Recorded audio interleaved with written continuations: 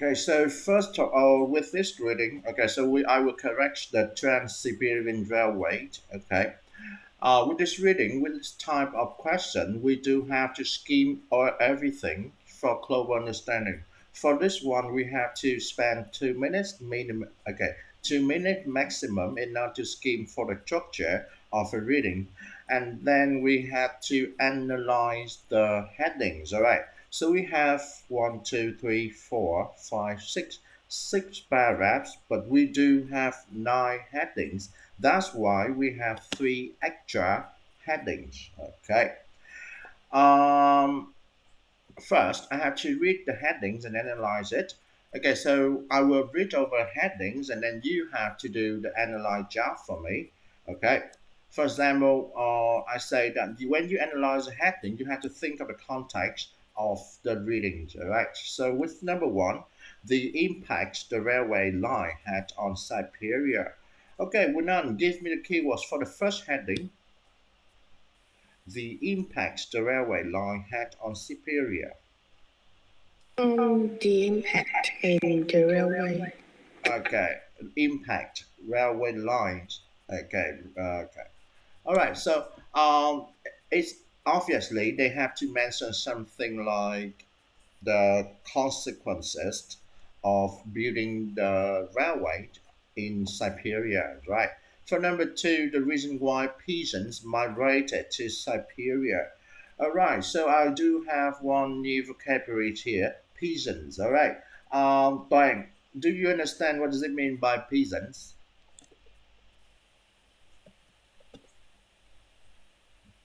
Peasants. I'm not really sure. Is it like migrants or No, it's not the people migrants, who but migrate?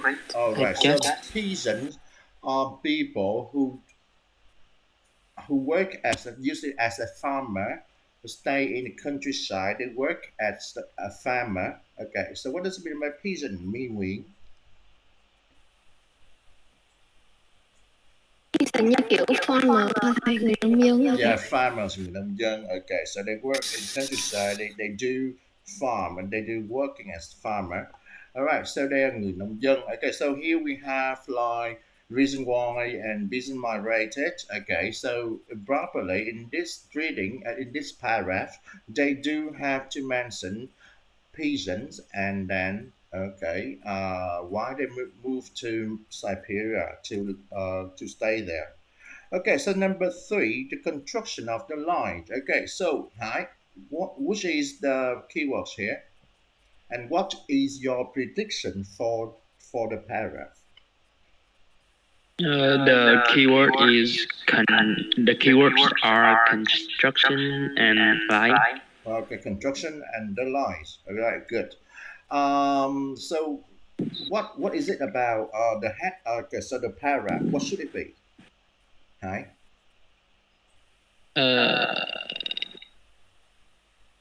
Nếu mà nó có cái heading này thì nó phải là cái gì nhỉ? Cái đoạn đó người ta có thể viết như thế nào? It's about a construction of the line. How to? Okay, so some figures, right? Maybe the year. How long does it take? Did it take in order to finish the line and things like that, right? Some figures, the years and things like that. These information should be there in the construction of a line. All right. So number four, the speed and style of the trains. All right. So we do it fast. We're done. Speed and style of the train. So what are the keywords?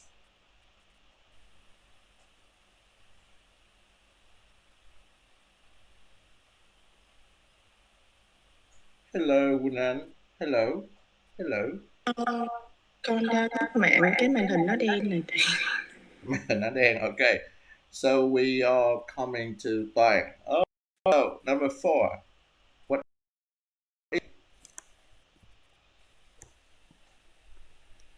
The keywords are speed, style of the train. Okay. Well, when you analyze a heading, you might encounter something like you may think these heading may be similar to each other. In this case, I can say like Well, number 3 and number 4, they may be repetitive. They may similar to each other because, like, when we mention the construction of a line, we do have to mention the speed and the style. Okay, so we have to think of it when we analyze a heading. All right, so I will do number 5, the controversy which surrounded the building of the line. Okay. Vậy thì chúng ta thấy là number 3. Okay, again, number 3 and number 5, they all mention about the line, right? Okay, the construction, and then number 5, the controversies. Okay, so what does it mean by controversies? Me, controversy. Controversy là kiểu gây tranh cãi rồi. All right, can you give me the adjective of it? Controversy is a noun, right? So the adjective is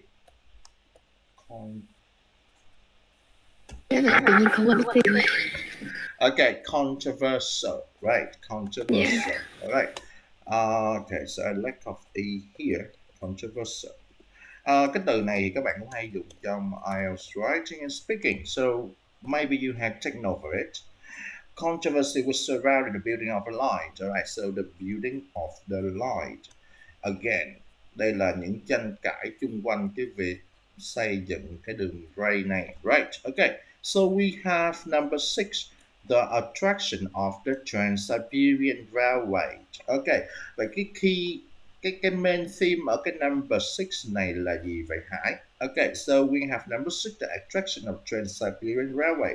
What is the main theme of it? Can you ask again? Okay, what is the main theme of number 6 heading? Mỗi cái heading nó đều có một cái theme riêng đúng không? Okay, so what is the main theme of it?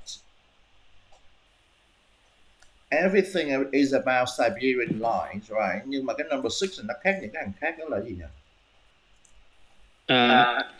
Is about attractions. The attractions, right? The railway go on. Okay, so the attraction. So things like when the trains go on the path, right? They may move different location and there are different attraction along the way, right? Okay, so we have number 7. Okay, so number 6 we do have to underline the word attractions. All right. For number 7, okay, Winan, is your computer working? It's okay now, right? Yes.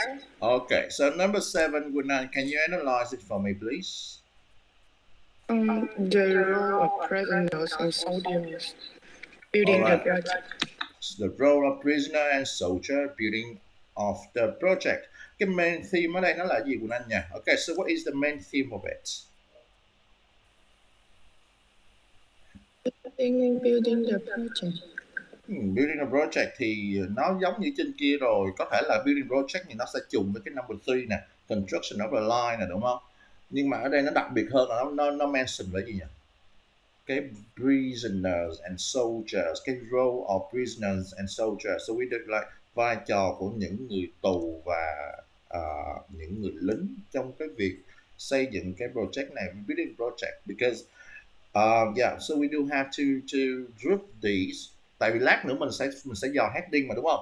Nên khi mà mình analyze, các bạn nếu mà các bạn có được cái mindset là which one belong to which one, when you trace back to it, you don't have to waste time in order to reach every heading again.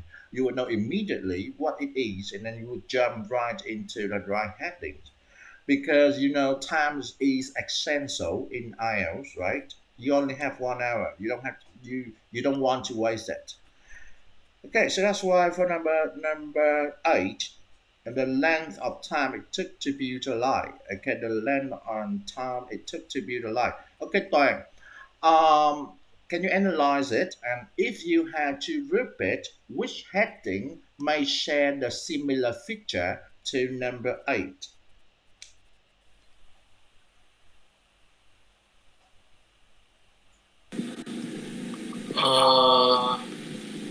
I think it would be the construction of the line. Yeah, it shared the same similar feature, right? But this one they focus on what, right? Cái này thì nó focus on cái nào? Cái length, cái Okay, length of time it length took. of time, right? Length of time it took. All right, and number 9, the role the line has in local economy, right? So this one, I would say, um, this is like similar to the impact the rail line had on Siberia, but it is more detailed because it is belong to economy. Ok, vậy cái số 4 này nó cũng giống như là những cái impact mà nó sẽ ảnh hưởng tới, đúng không? Nhưng mà nó lại focus detail hơn vào cái local economy, right? So when we analyze everything, then we have to skim each paragraph and then matches with the correct heading. All right, so let's see number 8. Okay, for paragraph 8, okay, like you did it at home, right? So you know the answer, but right now I want you to explain why you choose that answer to your friend, because you know you have to seize the words and the main idea which match to the heading. All right, so we done first for number 8. Sorry, for paragraph 8. Which heading is it? Okay, Winan is offline, so asking someone else. Hi. Paragraph 8. Which heading is it? The heading number 6. Okay, so choose number 6, right?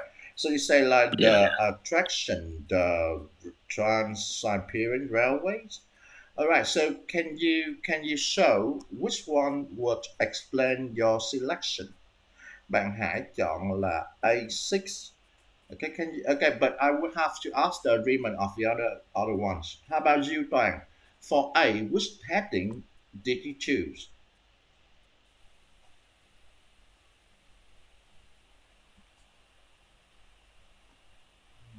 I choose number 6 too.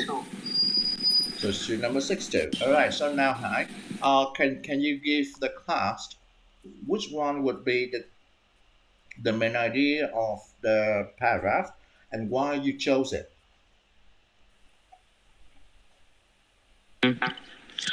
I chose this because they there are a lot of like attractions Okay, so in you the see, paragraph. okay. So you see like the land 9,300 kilometers, longest railway. Okay, approximate a week to complete. Right, journey to Red Square, Red Wall. Okay, so many location here, which are attractions, right? Okay, so but maybe some people they say okay, so says like yeah, ở đây không có cái nào nó lẫn lộn hay the attraction. Right, so it's the number 6 and then B. So Wunan, so what did you choose for B? I chose number 3. So it says line number 3, the construction of the lines, right? Vậy Quỳnh Anh, okay, can you pull out some keywords from the paragraph which show it is belong to the topic, the construction of the line?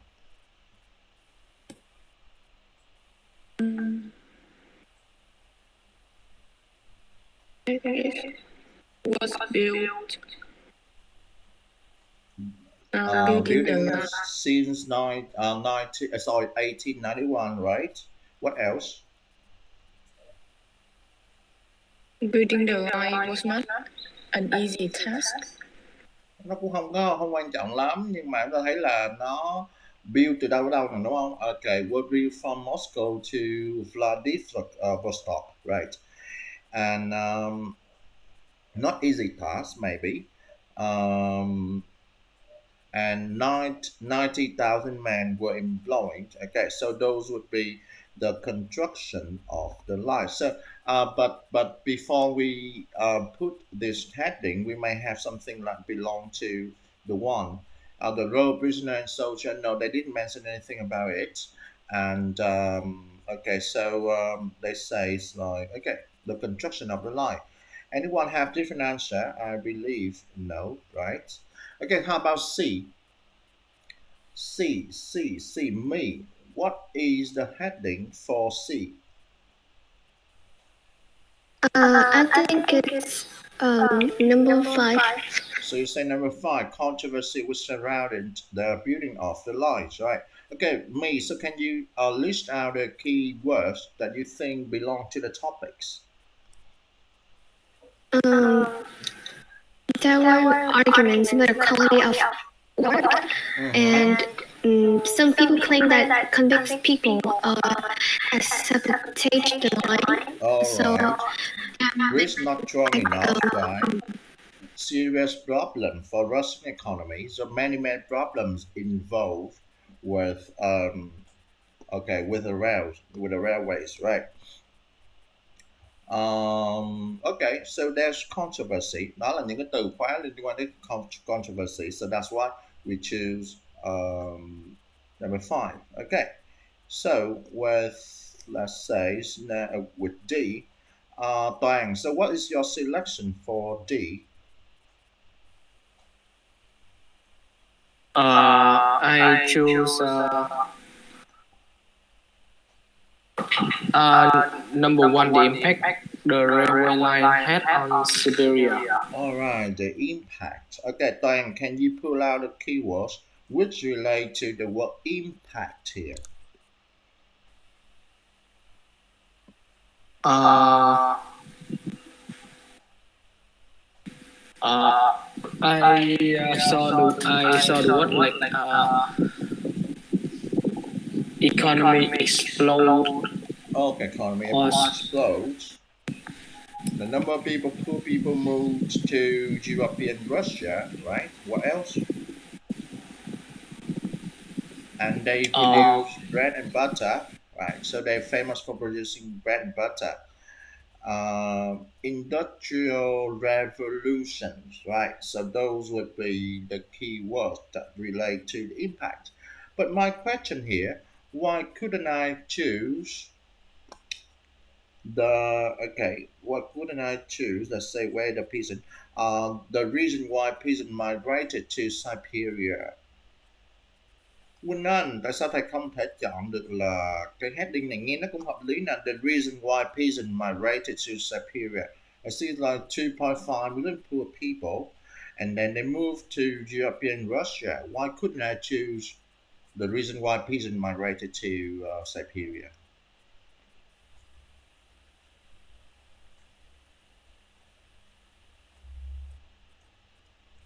Em nghĩ là tại vì trong cái heading đó là peasants, còn trong bài đó là poor people. Ok, đó là một cái ha, nhưng mà mai mốt trong IELTS nó có thể nó lừa bạn luôn, có thể là ở đây người ta ghi là farmers luôn ha. Ok, maybe okay, so you may read something like 2.5 million farmers moved. Okay, but in this case, I still it is not possible for me to choose that heading because okay, so I have one tip here. A good heading must be a good heading must include every information in the paragraph, not just a piece of information, not just part of information. Okay, so what I mean here is like sometimes you read and then you find out that okay maybe it includes that information, that specific information, but it doesn't cover everything. So that is not a good heading. Đôi khi có một số heading thì nó sẽ chỉ có một cái phần thông tin tiểu tiết thôi các bạn ha, chứ nó không có bao gồm tất cả những gì trong heading, trong cái bài, trong cái phân đoạn đó, thì mình sẽ không chọn được cái heading đó. Vậy mình sẽ select the one which cover everything because it has to be so. It has to be so to be a good heading. All right. Okay, so we have E here. Okay, nhớ nha bạn nha. So now we have E here, me. So what's your selection for E?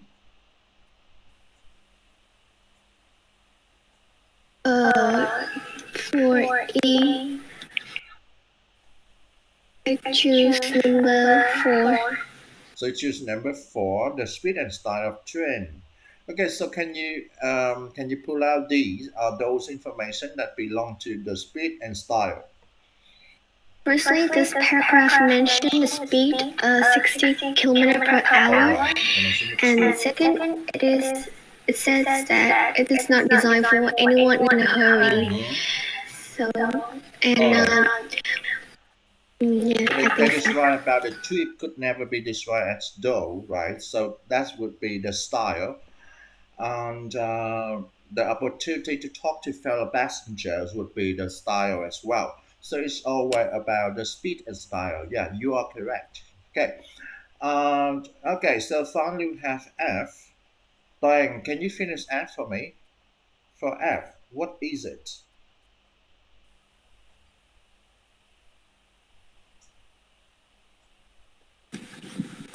For F, I chose uh, the row, the number 9, the row, the line has in local economy. Okay. So show me which one is the row of it to local economy. It gets most of its use from domestic passengers and So the economy is Russian export. All right. There's figure about containers, which is that maybe the imports, right? That the Russian people get with by the transportation of the trains. All right. So that's right. So just a little review on what we should do with matching heading. Okay. So right now we move up. We move up to vocabulary. Okay. So vocabulary. We are in the middle of the vocabulary lesson. Vậy mình review lại một số từ bữa mình học ha. I will give the definitions and then you have to give the collocation that we learned from last time, and I may have to ask you maybe related question to the word. Okay. So first of all, okay. Chia sẻ thông tin. So what is it? Quỳnh Anh. Chia sẻ thông tin. So we have information. share information. Okay, so let me ask you, Diane, what kind of information shouldn't we share online?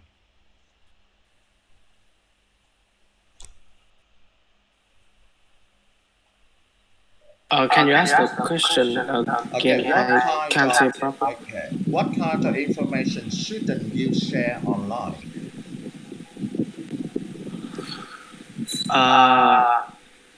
I think we shouldn't share inaccurate information online and Ok, nhớ nha, bây giờ các bạn tập thói quen như thầy nha.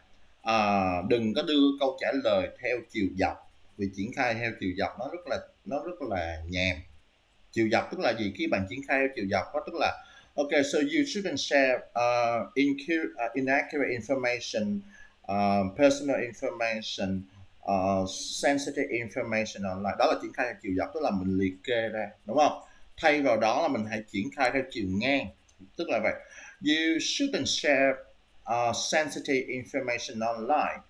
Things like your personal detail, because hackers may make use of your personal detail for criminal activities, and it is really negative for society. Đó là triển khai theo chiều ngang, chữ ý thấy không? Tức là mình đưa ra một ý, sau đó mình expand nó ra bằng cách là đưa ví dụ hoặc là give explanation hoặc là đưa cho reason, thì nó sẽ hay hơn và nó sẽ không bị cạn ý của mình.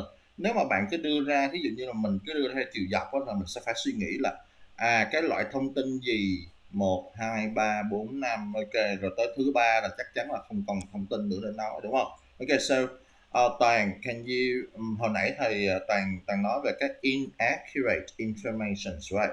Okay, Toàn, so can you elaborate about what kind of inaccurate information and what are the damages it may cause to the society? Toàn.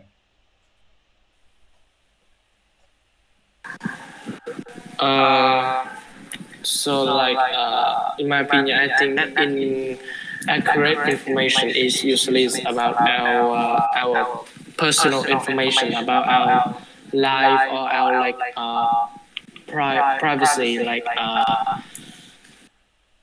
um.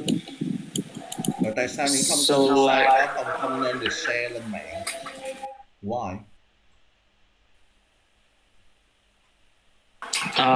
Because I think it is private. It is our like private information, and like we shouldn't show it on like our social media like Facebook or Instagram too much, because it will sometimes have has a bad effects on our images. Okay, so it might damage our images because bad people, criminals, might make use of it for their negative activities, right? Okay, for their detrimental activities. Okay, so on if I have so, I would think of the collocation. Which one? Meaning so.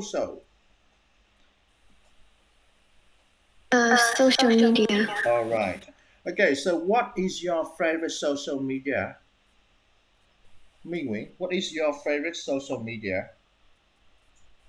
I usually use Facebook most of the time, and I think Facebook is the most common platform of social media in Vietnam. People use it a lot because it's easy to connect with other people, and also it is linked with Messenger, which the program that we can use to keep in touch with other people. So I think Facebook is a very good choice for people. All right. Okay. So you mentioned something. You use some good word like platforms. A popular platform. Many people, many users use it. So it's easy for us to get connected. But there is one word I would replace by the words like it's not program, but you can say it's like application. It connected with messenger application, so we can use it in order to get in touch with people, right? That's good. And if I think of our outlook, it is called cái gì vậy Hải? Our outlook, our outside experience, it is Physical appearance. all right. So physical appearance. So is it all right to judge some people based on their physical appearance? Physical appearance. Hi, is it all right to judge someone based on their physical appearance? No, because because the physical appearance cannot show out show out everything about your life, I think. Okay, so ý mình muốn nói là physical appearance doesn't conclude their inner self, right? Okay, cái bên trong đó. Okay, so their characteristic and their inner self. Okay, so you can say it's like inner self, their nature. Okay, so this is like nature, behavior. Okay, replace them with better words, behavior. All right, so we have like become. Nếu mà thầy nói chữ become thì mình nhớ tới chữ gì là toàn become.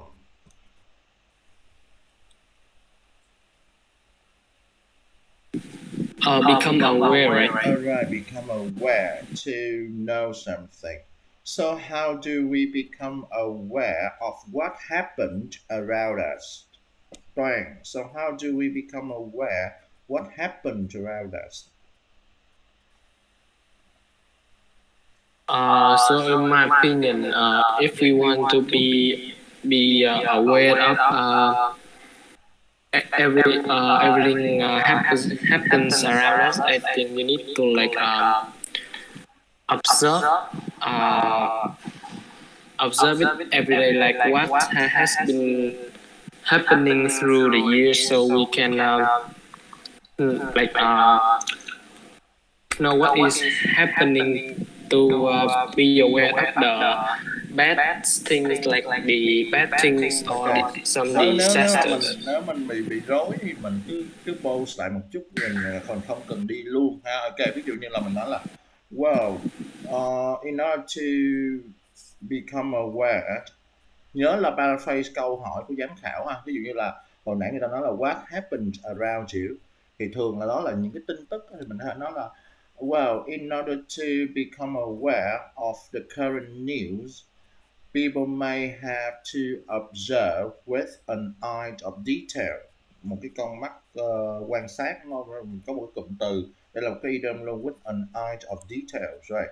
So we can observe with an eye of details, and then we have to speculate a story, or maybe we have to read news in order to gain information. Tức là mình replace những cái từ người ta nói là become aware là mình dùng một lần thôi.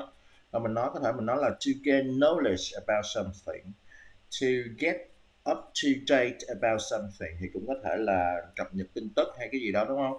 To learn about news, okay, to learn current news, things like that. Try to paraphrase your answer. Okay, that's right. And we do have like, right, so we do have these vocabulary from last time. All right, so we do have the last one. We had relationship, we think of what? When I'm relationship. Mình có một cái collocation gì với nó nha. Relationship. Clear. Đúng rồi, clear relationship. Alright. Ok. Vậy thì bây giờ thầy muốn nói một câu là có mối liên hệ rõ ràng giữa nhu cầu và giữa cung và cầu đi, có mối liên hệ chặt chẽ giữa cung và cầu. Ok. So, how to say that, Quỳnh Anh?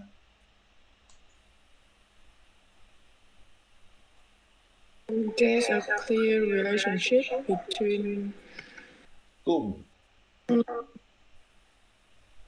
Cầu là nhu cầu là demand, right? Vậy cung là cung cấp là supply. So we have like there is a relationship between demand and supply, right? Okay. Cho thầy ví dụ con nào Quỳnh Anh? So I say there is a clear relationship between demand and supply. For example,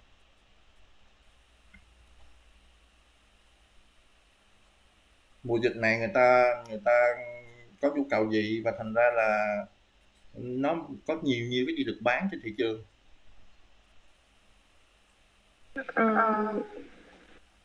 people needs more mask and there's a lot of mask being sold In the market, đúng không? There's a lot of masks being sold in the market. Rồi cái câu này muốn hay hơn thì mình có thể là mình chuyển đổi một cái số từ vựng như là in this COVID-19 pandemic, there is an uprising demand for protective mask, đúng không? Những cái mặt nạ bảo vệ đó là những cái từ hay ha. Okay. That's why manufacturer produce a lot of masks to fulfill the demand of the people. Okay, so that's why we can see a lot of masks are being sold in the market. Cứ bình tĩnh từ từ mà nói ha. Okay, so you don't have to rush because it is better to formulate higher band vocabulary rather than speaking fast. Okay, luôn ưu tiên cho thầy là cái fluent của chúng ta không phải là fast ha, mà là rõ ràng, không bị vấp và sử dụng được những từ vựng đắt giá thuộc chủ đề. Okay, so it is more important. Okay, so then we have here, so we did last time. Now, the next point we have to learn a phrasal verbs. Okay, cái vocabulary này hôm nay chúng ta sẽ có phần gọi là phrasal verbs. Phrasal verbs. Okay, let's get the definition of phrasal verb first. Let's get away with this definition first. Vậy thì chúng ta có phrasal verbs là gì nhỉ? Okay, so can you give me any example of phrasal verb? Okay, if I give you the words like to look, give me one phrasal verb starting with look. My me. Okay, I have the word look. Give me a particle to me. Look. Look down to. Look gì, look gì, look gì? Look down to. Can you write down to the side note after the word look? Look Look down. Okay, so you say look down to, right? Look down to, all right? Look down to. Okay, that's right. Look down to. Look down to. But okay, so this is a phrasal verb.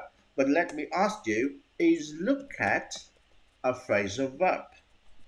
Bang. Okay, so I have the word look at, and I asked, is it a phrasal verb?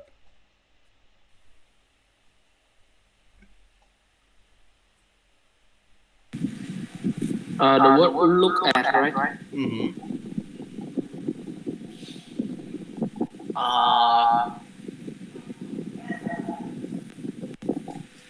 I think yes. Okay, but my answer is no. Okay, so look down to a phrasal verb. Look at a not phrasal verb. Look Thầy, after. Yes. Sao tôi sao sửa lại thành no? look down on được không thầy? Lúc gì? Lúc gì? Look down on á thầy, tại vì con mới nhớ là look down on mới đúng. Look down on. Okay. So look down on. Okay, look down on someone, right? So look down on someone. Vì look down to là mình nhìn xuống rồi đúng không? Okay, và lúc đó nó sẽ không còn là phrasal verb nữa, nhưng mà look down on someone means you so disrespectful to someone, đúng không? Okay, tức là coi thường ai đó. But then look at is not phrasal verb. But I say look after is phrasal verb. So what is phrasal verb here? Look over is not phrasal verb. Okay. Vậy thì không phải. Okay, so my definition for phrasal verb is that the verbs with more than two words, they usually contain a verb with other particles, usually preposition, but the meaning is shifted away from the original meaning. So that means phrasal verb tức là một cái động từ có trên hai từ. Nhớ nha. Và nó thường bao gồm một động từ và các thành phần còn lại. Các thành phần còn lại này thường là những cái preposition. Và nó phải shift away from its original meaning. So I mean, look at. Khi chúng ta nói look at thì nó vẫn mang nghĩa look, đúng không? Nó vẫn mang nghĩa nhìn. Nhưng mà khi chúng ta nói chữ look after, lúc này nó sẽ không còn mang nghĩa nhìn nữa, mà it means cái gì đây Quỳnh Anh? Look after là chăm sóc trông nom. chăm sóc, đúng không? So it shift away from the original meaning of look. It changed its original meaning. Vậy cái nghĩa bây giờ nó không còn là nhìn nữa mà nó sẽ mang một cái nghĩa khác. Vậy thì nó phải bao gồm đủ cả hai điều kiện thì chúng ta mới gọi nó là phrasal verb. In other cases like look at mean nhìn vào, look over nhìn qua. It still contains the original meaning of the word look. So we don't call it phrasal verb, but we call it verb with prepositions. Alright, những cái trường hợp đó chúng ta gọi là verb với preposition thôi ha. Okay, so that would be the definition of phrasal verbs. So today we learned like a couple of phrasal verbs which relate to the topic chủ đề communication, of course. All right. Okay, so you can see here we have number 1. Okay, so right here we see number 1 to number 8, and then number letter A to letter H. You have to match these sentences to two endings in order to make a meaningful sentence. Okay, mình phải nối 1 tới 8 này với A tới H để làm thành một cái câu có nghĩa. Từ đó chúng ta, from that we can understand the meaning of these phrasal verbs. Alright, so we start with number 1 first. It can be hard for me to get. Okay, bây giờ các bạn cùng nhau trả lời luôn ha. For number 1, các bạn cần match với lại cái đuôi phù hợp với nó ha. It can be hard for me to get.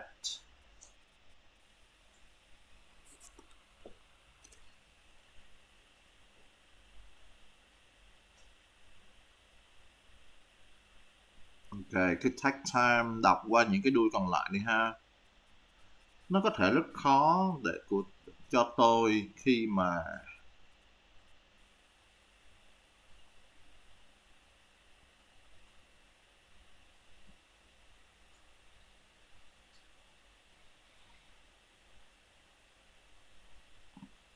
Okay, so I got May's answer.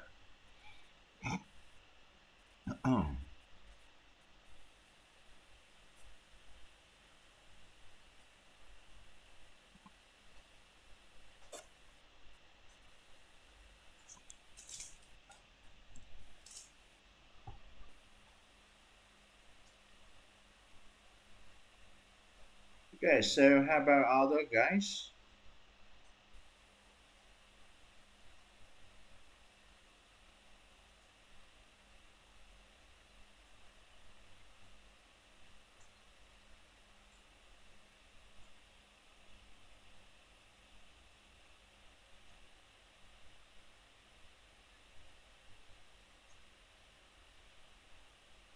Hello. Các bạn khác đâu rồi nhờ? Sao thầy mới nhận được câu trả lời của bạn My thôi? Okay, you don't have to write down the whole sentence. Just write down the letter. Okay. I received Toàn and Winan's answer. Okay, so let's say, how about your height? Okay. Okay, so we have like F and X here. Let's say, let's check it. It would say like it can be hard for me to get them up every time. It doesn't make sense. It doesn't make any sense. Gì mà nó có thể là nó khó tôi để mà get them up, đánh thức chúng nó dậy mỗi lần hả? Okay, so it is not really, but we have to get across my ideas in English. So we have the full sentence as, it can be hard for me to get across my ideas in English. So if you have to speculate the meaning of the word to get across, what do you think? Toàn, nếu mà mình phải guess the meaning of get across, what do you think? What is the meaning of it? So I guess it's like to show our ideas to everybody, right? Okay, to show idea. All right, maybe. Later we get to know it. Now I just asked you what is your prediction for it. Okay, don't worry about the meaning. Later we go over the meaning again. Okay, so now we have here, I have to drag across my idea in English and put it here. Okay, so for number 2, it is not helpful to bring. It is not helpful to bring. Nó không có hữu ích khi mà bring cái gì đây? Okay, so for number 2, go. It is not helpful to bring.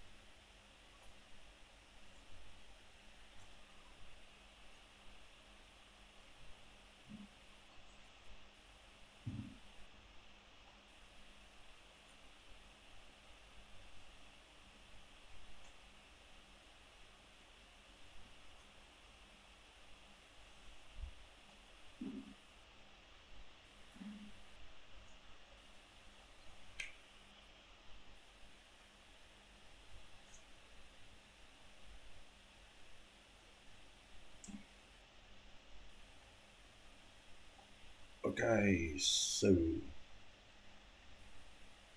how about Winan and Hai?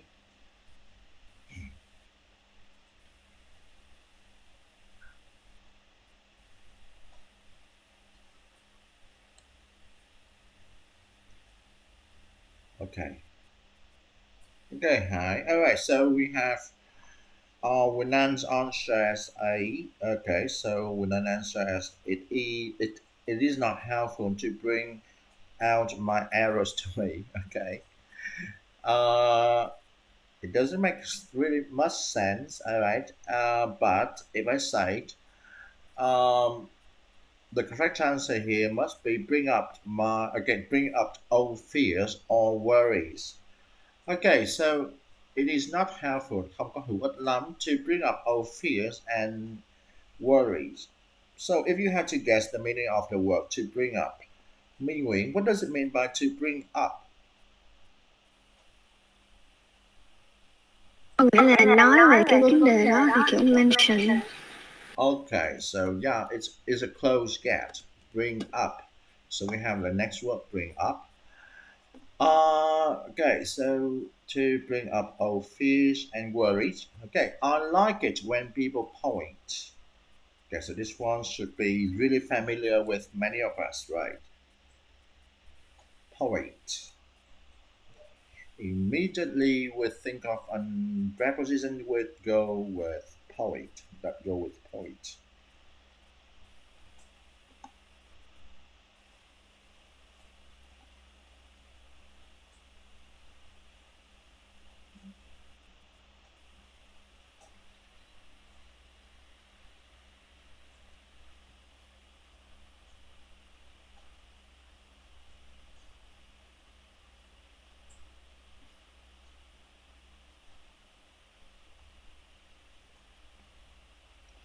Okay, so we have like again we have like point out my errors to me, and a person chose to point out how to do practical things. Rõ ràng là khi mình nhắc tới chữ point là mình sẽ đi với chữ out rồi ha.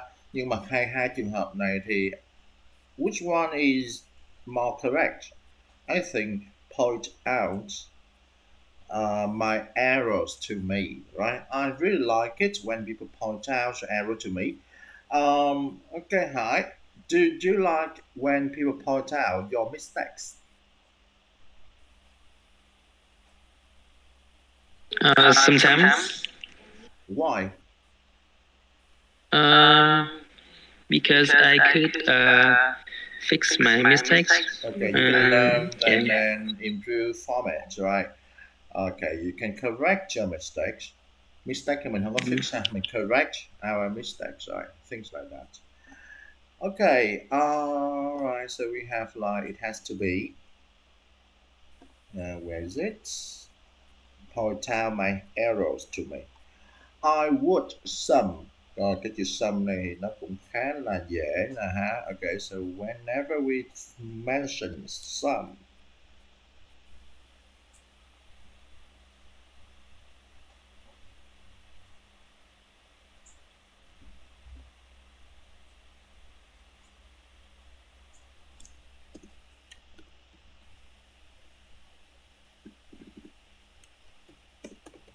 out,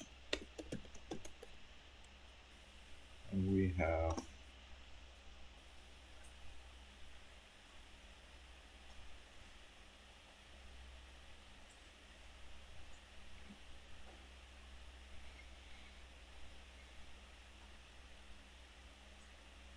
okay, so we have everyone's answer to sum up, right? To sum up. Okay, so I would sum up my experience of IELTS very positively. So, how would you sum up your experience with learning the IELTS? Brian, how would you sum up the experience of learning the IELTS?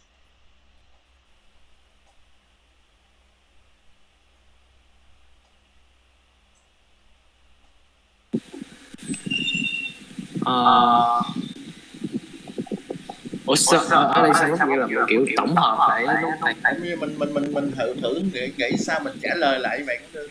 Thầy chưa có nói gì về đúng sai nghĩa đó. Okay. If you think anything just answer, then later we go back and then we try to articulate the meaning of it later. So how would you sum up the experience of learning the IELTS?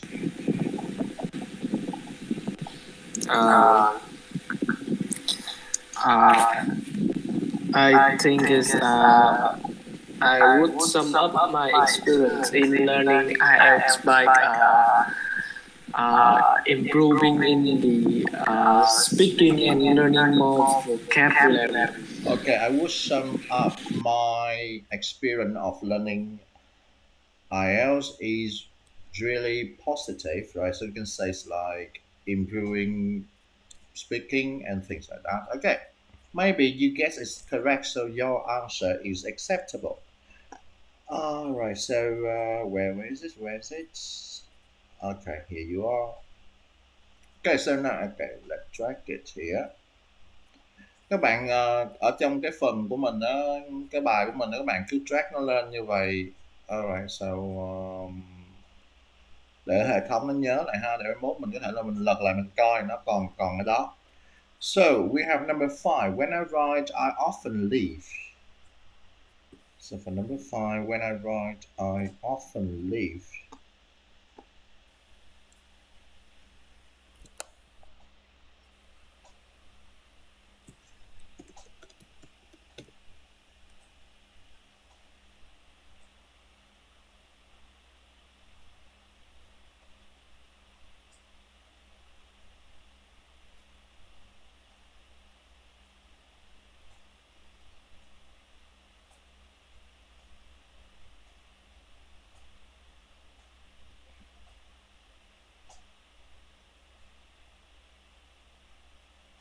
Okay, so all of you get it correctly. So you say like leave out article and prepositions. Okay, so may I ask, is it okay to leave out articles and prepositions when you write task 2 of the IELTS writing?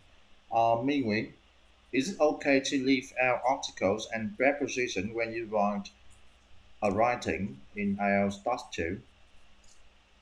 I don't think it's fine to leave out articles and prepositions because Okay. those are things that are very necessary, and I think they can help us to upgrade my board. Okay, to improve our grammatical accuracies and range criteria in IELTS writings, right? Phải để mấy cái đó thì chúng ta mới có thể nâng điểm cái phần grammatical range and accuracies criteria. Okay, that's great. For number 6, I'm better at picking. I'm better at picking. Rồi, vậy thì hồi nãy chúng ta vừa mới có chữ là leave out. Vậy thì number 6 này chúng ta sẽ có cái gì đây? Tôi rất giỏi về cái việc I'm better, tôi tốt hơn về cái việc picking.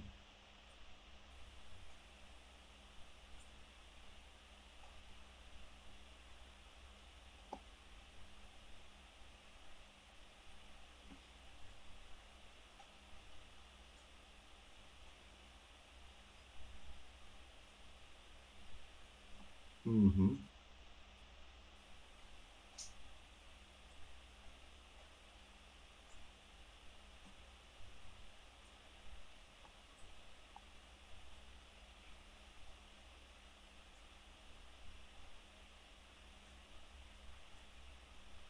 Okay, so guys, so we have like picking up on. Alright, so picking up on. Okay, so it's not picking out, but picking up on. So I'm better at picking up on other people's mistakes than my own. Right, so later we explain the meaning of it, but now move on to number 7. Online videos can help to spell. Online videos can help to spell. Alright, so number 7.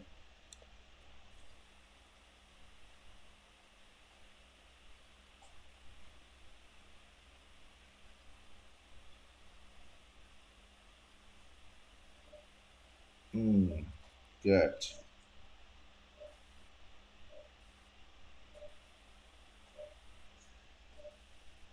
Excuse me. Okay, so we have spelled out how to do practical things. Alright, spelled out how to do practical things. Alright, so there are many practical videos like instructional recipes online on YouTube, and people think they help to spell out how to cook properly. Alright, so there, so you can think of what does it mean by spell out later on. So number 8, chúng ta còn một cái cuối cùng thôi ha. If friends get into argument, I back them up every time. So I think that you know the word back them up or back up because we use it many other times, right? So we have like here we have get across, bring up, point out, sum up, and leave out, right? We have pick up, pick up on, all right, and we have like spell out, and the last one to back someone or something up. Okay, so now we need to get the meaning of these into by writing down them here. Bây giờ chúng ta sẽ thấy là có những cái đây là những cái meaning của nó này, hay là những cái nghĩa của nó là, đúng không? And now we have to write down a phrasal verb with equivalent meaning to what I have written down here. So first we have bring attention to. Bring attention to là mang sự chú ý tới, đúng không? Ok, mang sự chú ý tới. Bring attention to. For number one, what phrasal verb is it?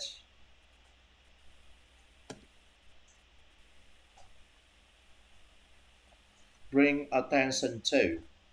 Bring attention to. Giờ chúng ta có là get out. Okay, sorry.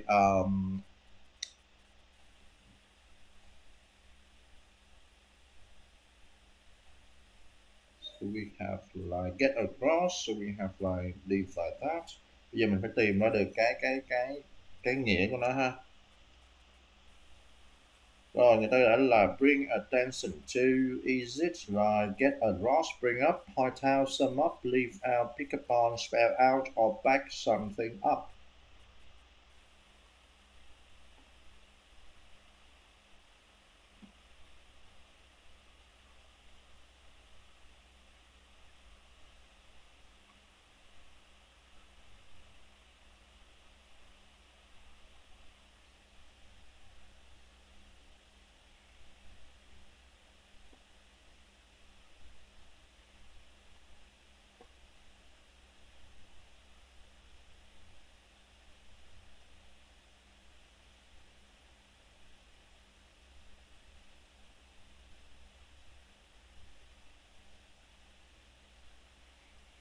Bring attention to. Okay.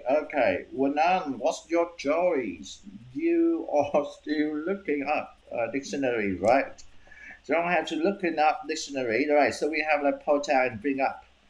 Okay, so maybe we must choose between bring out and bring up and point out, right? Vậy thì point out mình dịch nghĩa ra là gì vậy Hải? Point out là chỉ ra. chỉ ra, đúng không? Nhưng mà bring up ở đây hồi nãy là mình đưa cái gọi it's not helpful to bring up all fears and worries. Vậy thì câu này mình dịch ra như thế nào Toàn? Nếu mà mình dùng bring up nó không hữu ích để mà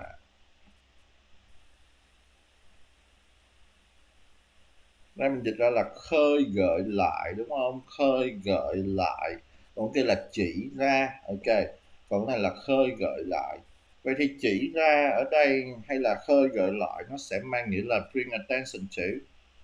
So to me, bring attention to nó sẽ là point out ha. Ok, chỉ ra.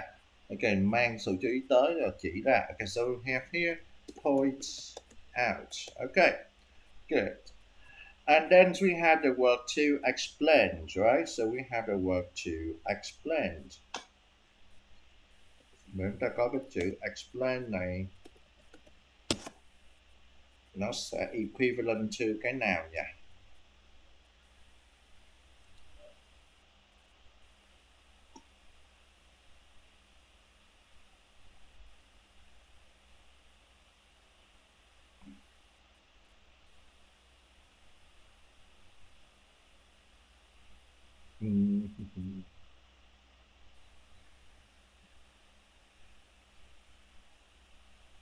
Ok, nếu mà chúng ta browse xuống đây nè ha, nó có hai cái explain này nha. So we have like number 2 explain, but number 3 explain very clearly, right? So pay attention to that. Okay, so we do have to explain here. Okay, hi, what's your answer? We are still waiting for your answer.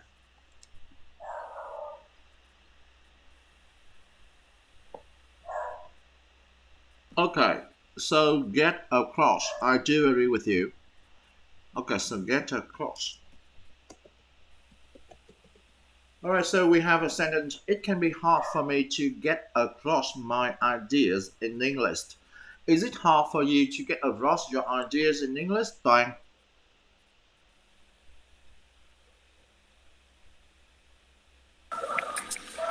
Yes, it's hard for me to get across in English because I feel that I'm lack of the amount of vocabulary and it is the big disadvantage for me. All right, right answer. My biggest advantage is that I'm lacking of sufficient amount of vocabulary in order to construct precise sentences in English. So that's why it may take time for me to think of the meaning in the meaning of the words before I can really translate it into English. All right. Okay. So that is get across.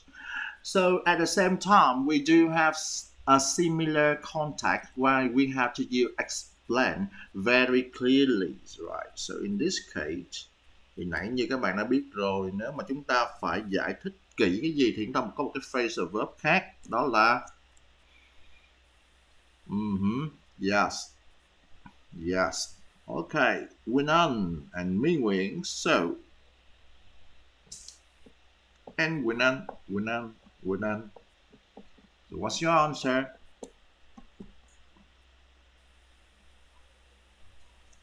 Anh biến tiêu rồi ta. Ok. Rồi, Quỳnh Anh bị mất cái ô đúng không? Ok, anyway. It is spelled out, right? Spelled out. Chính xác các bạn. To spell out, chúng ta có một câu sentence ở number 7, right? Online videos can help to spell out. Spelled out how to do practical things. Okay, và spelled out đây là giải thích cặn kẽ. Okay. To me, instructional videos on YouTube help us to spell out many difficulties in our daily life, maybe like the handy things in our life which we don't know how to do. We can watch these type of instructional videos on YouTube, right? And it spelled out everything clearly. Okay, so we have number 4. We have mentions. Okay, cái câu này chắc chắn các bạn có câu trả lời ha. We have the word mentions.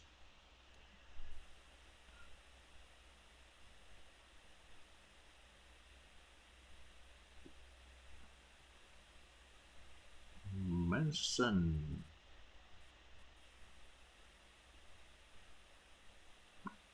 Yep.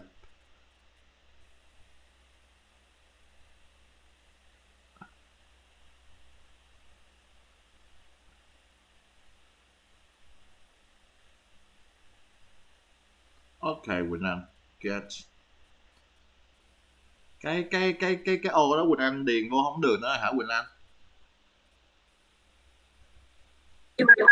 Kiểu con nhập một chữ B thì nó sẽ ra chữ double B, xong rồi con nhập thêm chữ R thì nó sẽ double hai cái chữ kiểu. Okay, so I don't know how to solve your problem. Maybe you have to answer me with private chat. It's okay too. Okay, so in Quỳnh An's case, he can answer me through private chats, but every other people is fine with the answer here, right? Bang. So what's your answer? We have the word mention here. Ooh, it is not. It is bring up, to bring up. Okay, mention To bring up. Ok, vậy thì đây là đề cập tới đúng không? Ok, mention, bring up. Should we mention, okay, should we bring up others' mistakes in the past? Should we mention or should we bring up others' mistakes in the past? Okay, Wunan, can you answer that? Should we mention or should we bring up other mistakes in the past?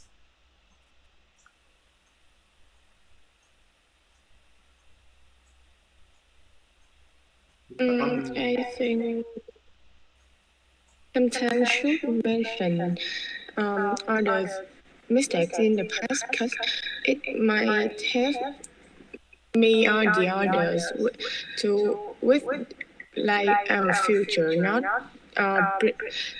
get that mistake again. Okay, so you say that you should, right? Should or should not? Quỳnh Anh trả lời should đúng không? Sao cái support của mình nó nghe giống như là should quá vậy? Mình nên đề cập tới lỗi lầm trong quá khứ đúng không? Bởi vì từ đó chúng ta mới thể phát triển tương lai gì đó. Quỳnh Anh trả lời cái ý của Quỳnh Anh như vậy. But I heard that you say shouldn't or shouldn't or should you? Should you or should you not? Nãy Quỳnh Anh trả lời là should or should not vậy. I think sometimes we should. Okay, sometimes we should. Okay, it is not right or wrong denying our answer as long as you give good support to back up your answer, right? Okay, good. But we have like hồi nãy thầy vừa mới nói to back up your answer, vậy nó là cái số mấy vậy nhỉ? Okay, guys, so to back up your answer, I just give an example. Vậy thì giờ hỏi ngược lại cái back up là số mấy? So there is no right or wrong answer as long as you can back up your ideas. It's fine.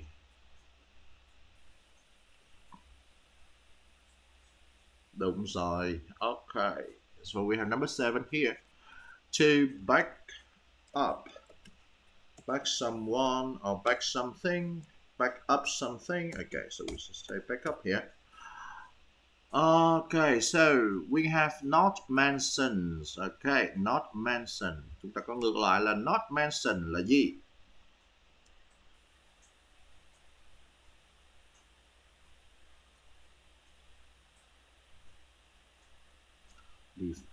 All right.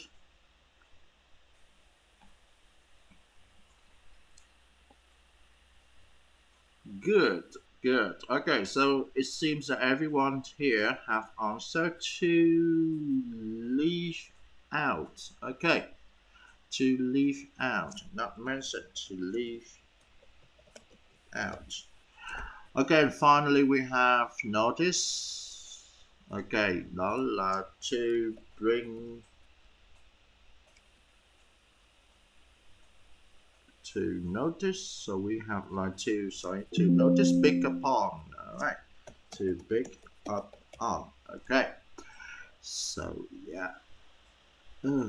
Okay, cái này là sai về chính tả nè. Get across with only one C. My mistakes here.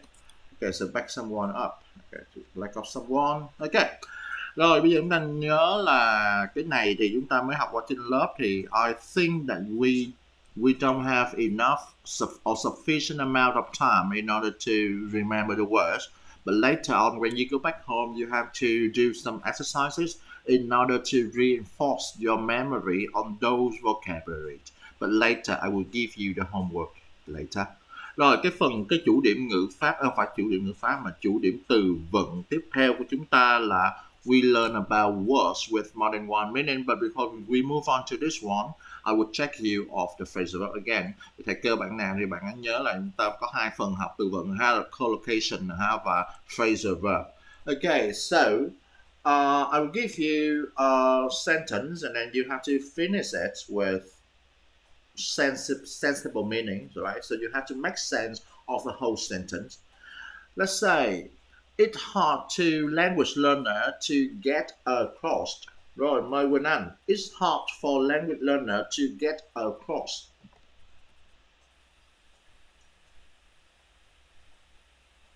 ideas in English. Rồi lấy câu y chang của ta vậy luôn à. Không có một cái gì sáng tạo mới à. Không có gì sáng tạo mới à. Ok. Cho một cái thông tin mới Toàn. Ok. It hard for language learner to get a roast.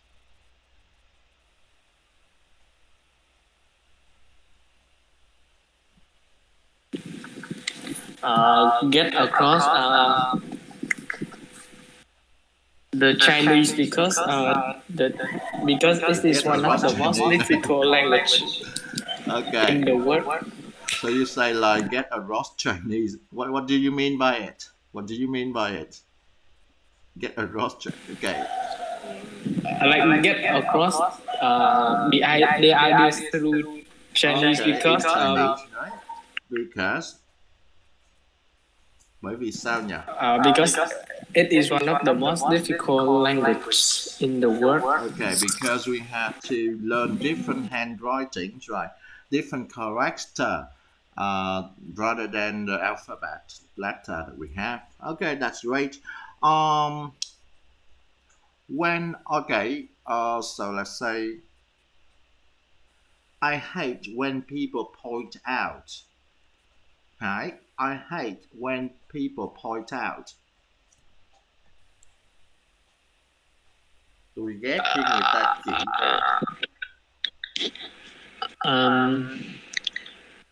I hate people point out. I hate when people point out my mistakes because it makes me feel xấu hổ. Feel what? Cảm thấy bị demotivated, đúng không? Demotivated, cảm thấy là hoặc là disencouraged. Okay. I hate when people point out my past mistake because I feel really disencouraged and demotivated. Okay, because I am not the type of person who can learn from my mistakes. I'd rather move on with it. Okay, tôi không phải là một cái loại người mà học từ lỗi lầm của mình và tôi thích là đạp đổ lên lỗi lầm để mà sống. Okay, so I may be like, if I have to develop an answer, I may have to develop that way. Okay, so the next question is that I really enjoyed instructional videos posted on YouTube because it helped to spell out my bản minh nguyện.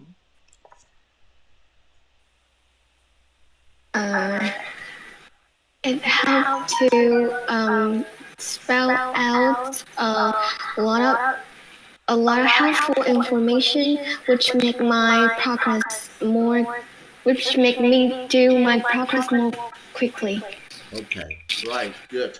Okay, so now we move on to words with more than one meaning. Sometimes in Ielts we have like two type of words. Sometimes we have to use it in a casual way, and sometimes we have to use it in a more academic way. For example, in speaking, I can use a little bit of slang or a little bit of more casual languages, maybe more informal languages.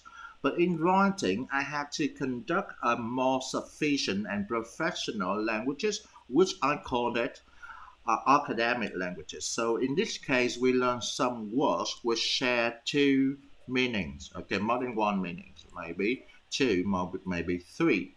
Ok, vậy thì bây giờ chúng ta sẽ học một số từ mà nó có thể là nó có hai cái điểm từ ngữ ha.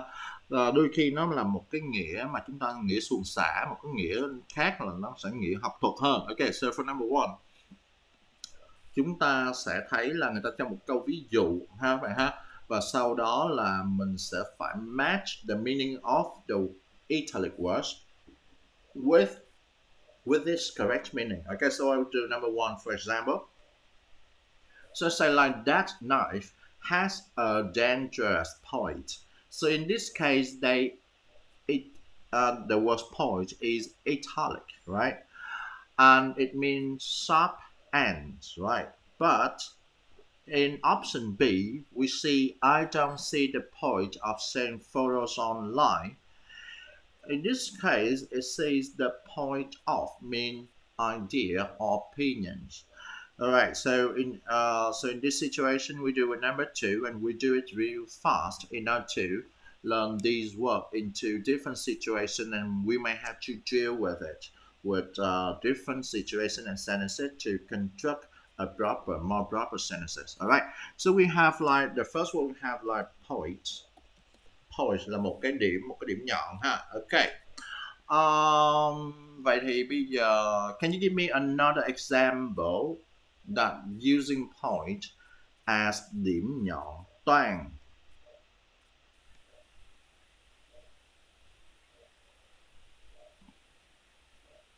Another example, right? Sử dụng point như là một điểm nhọn ha. Okay.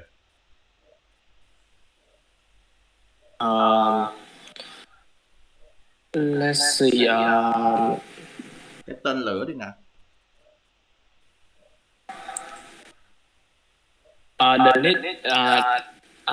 The needle. Although it is very small, but it has a very dangerous sharp point. Okay, a dangerous and sharp point. A needle, right? Good. And do you agree with Toang's point? He said that a needle has a pointy, a really dangerous point.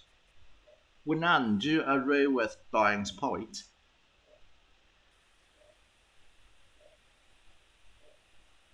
Yes. Okay, can you give me another example of like a point using it as sub end?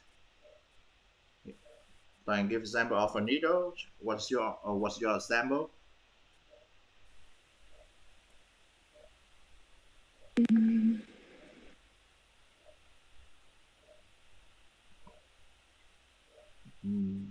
Okay. Cái kim. cái gì mà có điểm nhọn đó nhỉ?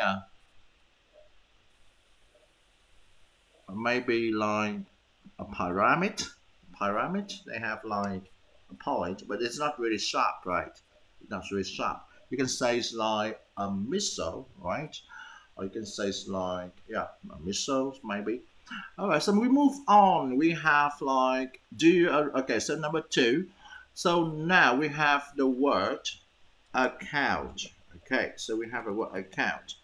The scientist gave an account of this work, of his work. So does it mean like where you keep your money in a bank, or a written or spoken descriptions? Mời bạn Hải. Okay, so for example A, to A, the scientist gave an account of his work.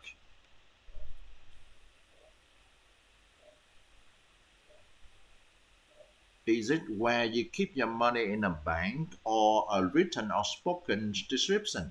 It is a written or spoken or spoken description. Rồi chúng ta có một cái nghĩa của account, và cái nghĩa này là cái nghĩa academic ha. Đó là một cái written or spoken description. So a scientist gave an account of his work. Meanwhile, my wages are paid into my account. Okay. So in this case, chúng ta biết còn một lựa chọn thôi, đó là account này mang nghĩa là where you keep your money in a bank. Vậy thì bây giờ chúng ta thử triển khai ra những cái từ là account, which mean where you store or you keep your money in a bank. Alright, chúng ta có tài khoản tiết kiệm, đó là gì Toàn? So we have tài khoản tiết kiệm. Okay, can you like you mean like another example or something? Okay, another example of account in a bank, and I gave example of tài khoản tiết kiệm. Okay. At the age of 20, I will try hard to have a saving account in my bank. Saving account in my bank. Right, so good example. And then we have like number 3. We might move on to number 3. She's an expert in the area of mechanical engineering. Okay. So we have là she's an expert in the area of mechanical engineering. Quỳnh Anh, về expert ở đây là sorry, cái area ở đây là a subject or groups of activities or a part of country or city. Quỳnh Anh, area ở đây. A subject Okay, group a of activity. subject or group of activity. Vậy thì ở đây chúng ta dịch cái chữ area này ra có nghĩa là cái lĩnh vực, có đúng không ạ? Okay. So I would ask lĩnh vực học nó có nghĩa là gì? Nó có thể là gì nha Quỳnh Anh nha?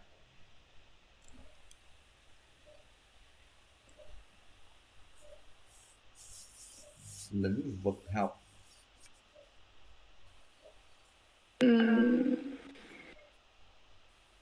Area of study. Vậy bây giờ Quỳnh Anh thử hỏi cả lớp coi là trong tương lai lĩnh vực học nào bạn sẽ chọn? In English, please. Which area of study will you choose in the future? Okay, which area of study would you choose in the future? Toàn.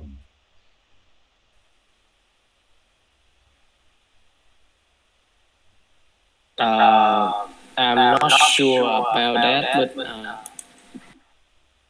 I guess it's maybe like wait the field right?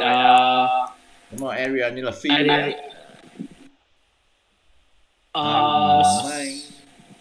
Nếu mà I might choose to study gì? Chemistry. Because it's my favorite subject that I have been research for 3 years, and I'm gonna continue with it in the next 3 years. Alright, in the next 3 years, you may have to continue with it, and eventually, in your university years, you will select these at your major, and when you graduated, okay, things like that. Okay, good. And then we have area. The next option, they say it is a part of a country or cities. So, vậy để mình hỏi là Minh Nguyễn hoặc ở lớp là có an toàn khi mà sống ở khu của bạn không? So how do you raise the questions?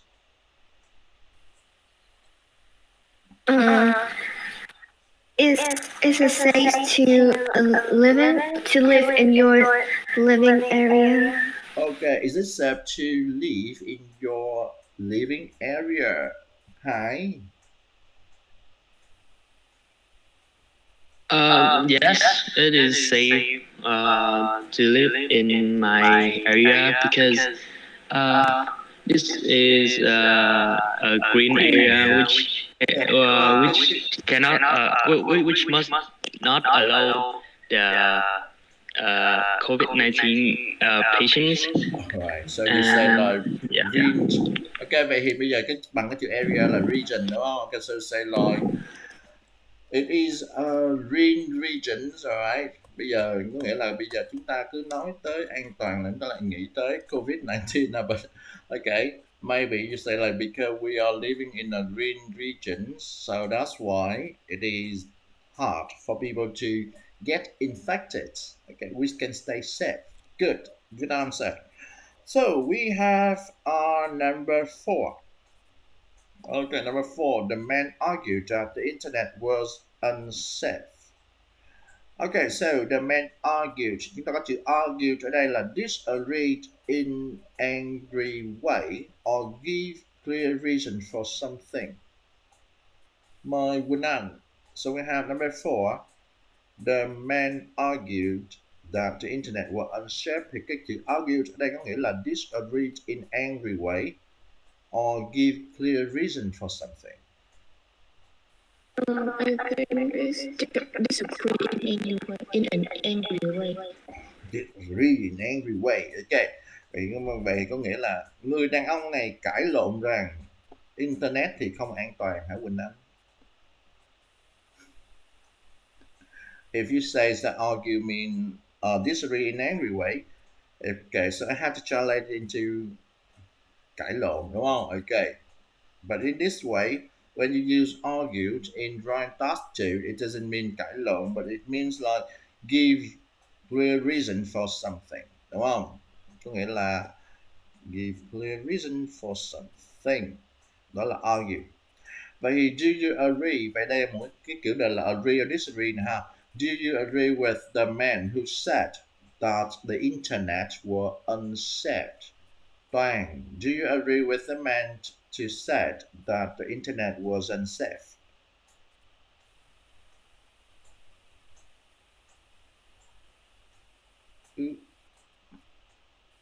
Hello, Toàn.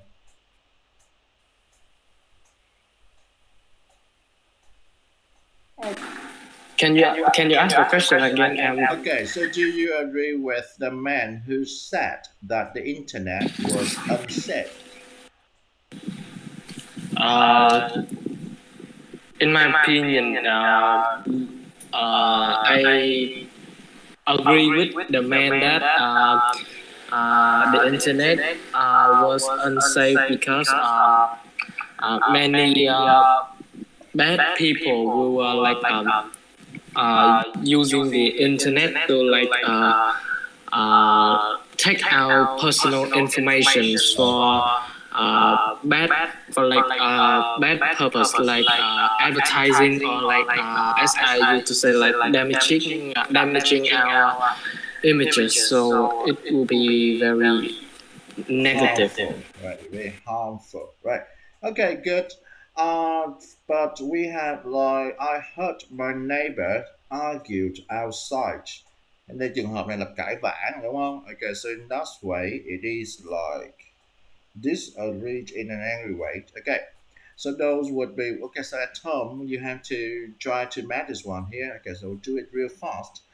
Knife here. Okay, so number one, sharp and then written idea opinions, and then we have like account like written spoken description, and then when money keep in the bank. Okay, here you are.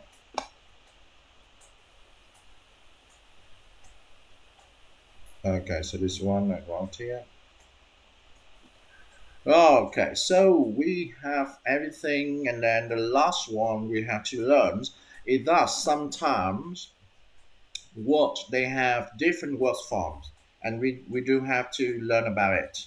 For example, like some verb, they do have the nouns which belong to the same family. Maybe they share the same root, but they have different endings, what we call different suffixes, or they may have like they put in different suffixes in order to create different words with the same family, with the same branch.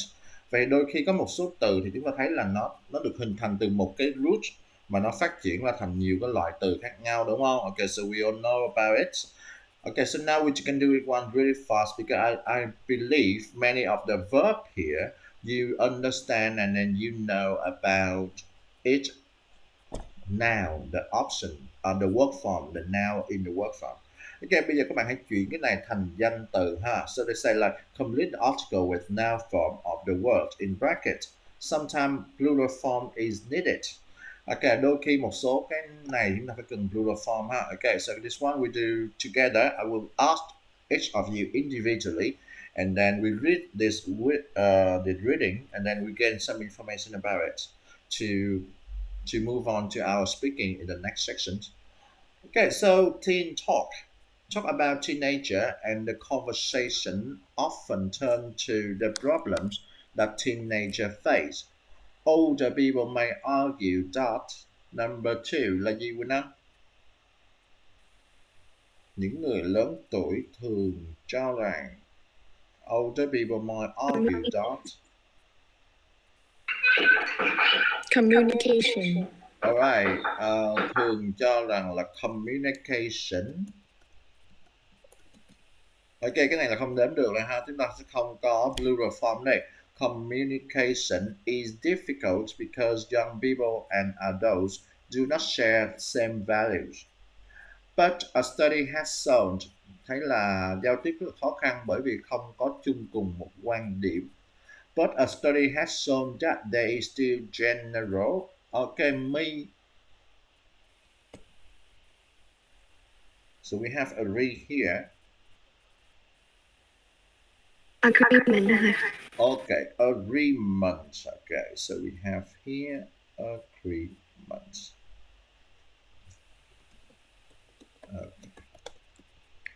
Okay, among both generation on the big question of life. Vậy thì bây giờ vẫn có một cái đồng thuận chung giữa hai thế hệ với một câu hỏi lớn trong cuộc sống, đó là over 80% of adults and teens said honesty and feeling and telling the truth were most important. Okay. Interestingly, teenagers might want to develop better. Mời bạn Toàn. So we have understand here. Better understanding. Okay, so we have better understanding. Vậy thì người ta mới argue rằng là có một cái điểm chung là 80% cả người lớn và teenager đều nói sự thành thật và trả lời, và sự thành thật và nói thật luôn luôn là những cái điều khá là quan trọng, đúng không? Và teenager thật là hứng thú khi teenager có thể muốn là develop better understanding of each other, có thể là xây dựng cái sự thấu hiểu nhau hơn. Okay. On the next one, we have over half the teens said that they taught their friends values. Okay. Một nửa trong chúng nó thì thấy bạn bè thường đặt cái gì lên trên. Ok, value cái gì? Value cái gì mời Hải?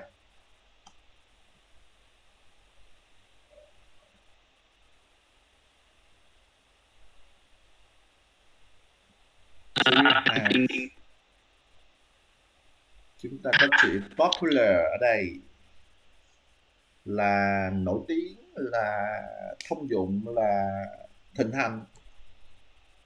Vậy thì danh từ nó là gì Hải? Ok, he lost connection. Các bạn Hải có thể là refresh lại ha, cái microphone không nghe thấy rồi đó. Ok, so Winan, popular, it is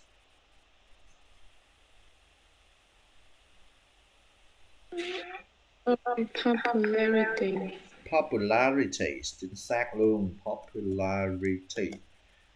Ok, các bạn recall những cái từ này lại ha. If you don't know about it, you may have to transfer them into your vocabulary book or notebook in order to learn them in the future.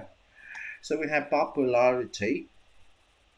Một nửa trong số họ thì thấy là họ value cái sự nổi tiếng hơn là sự honesty, cái sự thành thật.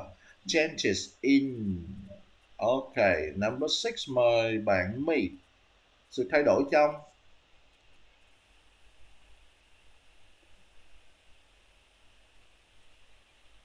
Technically. no, ok. Thay đổi trong công nghệ, technology đơn giản thôi, đâu có gì phải techniques, đâu có nói về kỹ năng. Ok, mặc dù là chúng ta có cái chữ tech và như bạn My nói là có cái chữ, một cái danh từ nữa là techniques, đúng không? Đó là nhờ kỹ năng. Ok, come on, my e, techniques.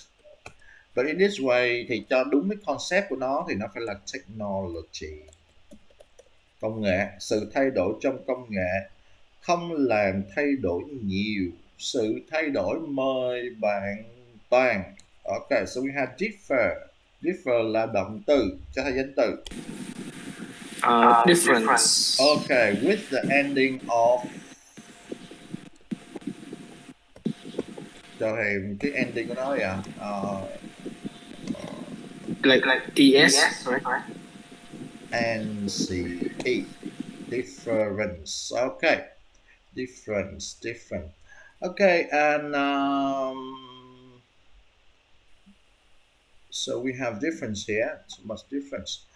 Next, we have to the way young people relate to other people. Over 72% said that they had talked to their parents about the really difficult subjects like alcohol, dating, and drugs. And when it comes to these difficult, okay, so we have discussed here. Toàn again. Tìm cái này danh từ của discuss. Discussions. Ok, nhưng ở đây chúng ta phải để số nhiều ha. Bởi vì in this case, discussion is countable. Over half said that they trusted their parents. Okay, the last one mời bạn Hải. Decision.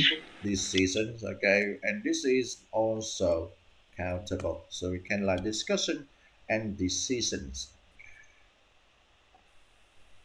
All right, so those would be everything from the learning vocabulary activities. So for you, you have to come back home and you see here under the vocabulary lesson that we studied today, there are two things which called vocabulary homework and vocabulary assignment. Okay, so you have to click onto the homework.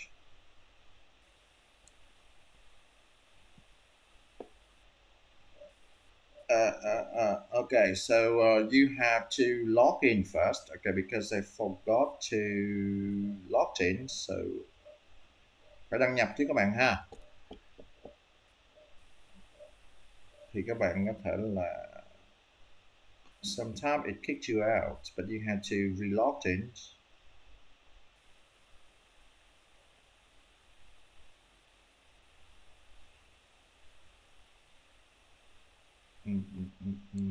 Okay, so here you are.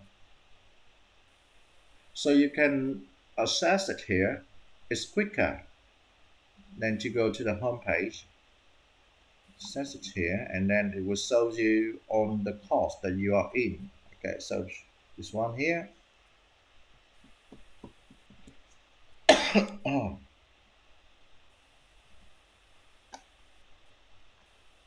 Okay, let's go back to the homework.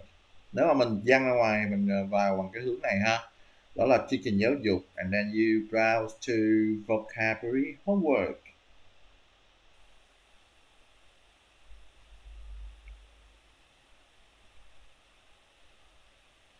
So for this one, you have around 40 minutes in now to finish these answer, okay?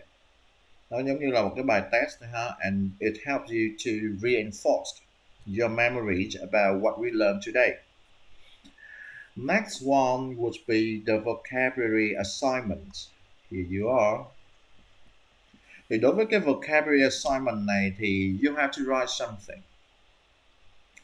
So you see here. Nếu nó mất cái hình ở trên đây, các bạn nhấn vào đây nha. So these are the statements that they showed you. You have to either agree or disagree with it. So like the instructions say, you have to rewrite 2 to 4 statements that you don't agree with so that they express opinions you agree with. Tức là mình sẽ phải viết lại những cái câu trên này để cho nó đồng thuận với cái ý của mình. Ví dụ nha, cái câu đầu tiên người ta nói là face-to-face communication with friends is more enjoyable than texting or messaging. Câu số 1 này mình thấy là nó không có cùng chung cái our point of view, right? So you have to rewrite it and say texting is sometimes more enjoyable than face-to-face communication. Okay, so you have to rewrite it in the way it is correct to you. Rồi, tức là chúng ta lựa ra 2 tới 4 câu. Chúng ta không đồng ý, nhớ nha. Nhưng mà 4 câu còn lại, tức là 4 câu chúng ta đồng ý thì chúng ta phải đưa reason vào đó. Ví dụ như là câu số 1 này mà thầy đồng ý đi ha. Well, I agree with face-to-face communication with friends is more enjoyable than texting or messaging because we can fully express our facial expression so that people can understand more the story which we want to communicate. Ok, các bạn có thể là viết ra như vậy đúng không? Tức là thêm vào because và đưa lý do ra cho thầy, đúng không? 4 câu viết lại và 4 câu đưa lý do, tức là tổng cả thảy là 8 câu. Ok, so you understand this one. Toàn hiểu cái vấn đề làm bài tập này chưa nào?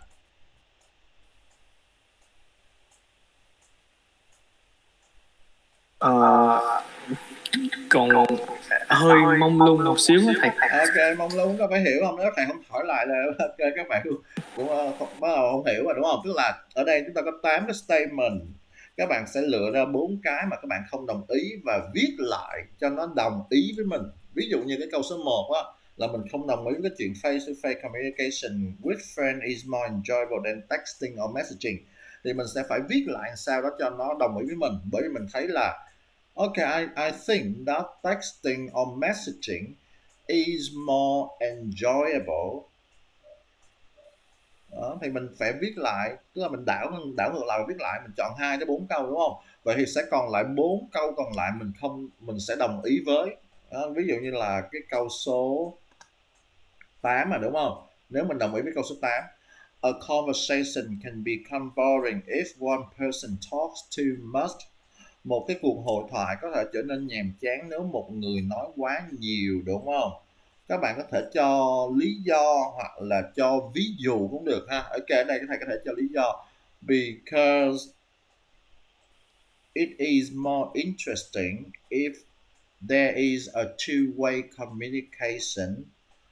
After long hours, people may get tired of hearing repetitive information. Đó, có thể là thầy đưa lý do ra. Tức là bây giờ chúng ta sẽ chọn 4 câu đồng ý, 4 câu không đồng ý. 4 câu không đồng ý thì viết lại cho nó trúng ý của mình. 4 câu đồng ý thì chúng ta đưa lý do. Rồi, Toàn hiểu cái bài tập này chưa? Dạ rồi thầy. Ok, nhớ nha, 8 câu mà chúng ta viết xuống đây, and then you send it with this button here.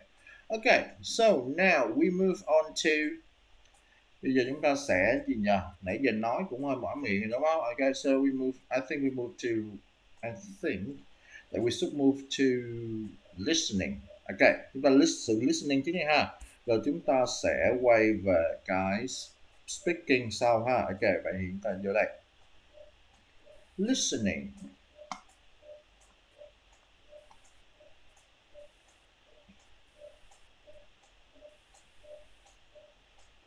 Mấy ngày nay chúng ta nói nhiều rồi, bây giờ chúng ta sẽ listen. Rồi thầy sẽ đưa cái link nó qua bên đây nha.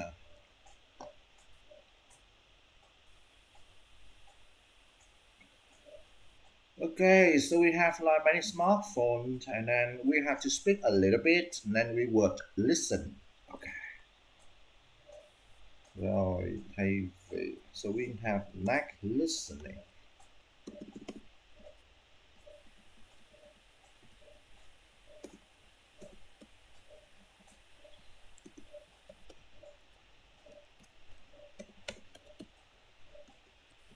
Rồi, cái link đây và listening chủ điểm của ngày hôm nay chúng ta sẽ là section 1 and it is note completion. Okay. Before we begin, we have like what is this photo about? Mời bạn Wunan, what is this photo about?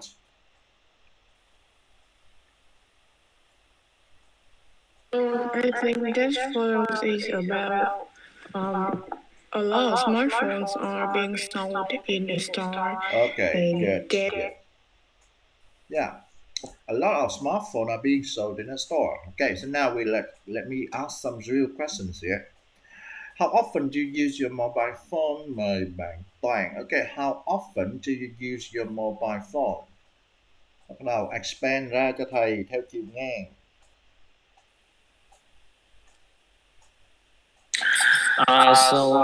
In a day, I usually spend about 7 to 8 hours using my phone because for many reasons, like I'm learning online in it, and I'm like entertaining myself with my phone to like playing games or watching YouTube, and sometimes using social media like Facebook or Instagram, and I think it is like really useful, but however, sometimes it's like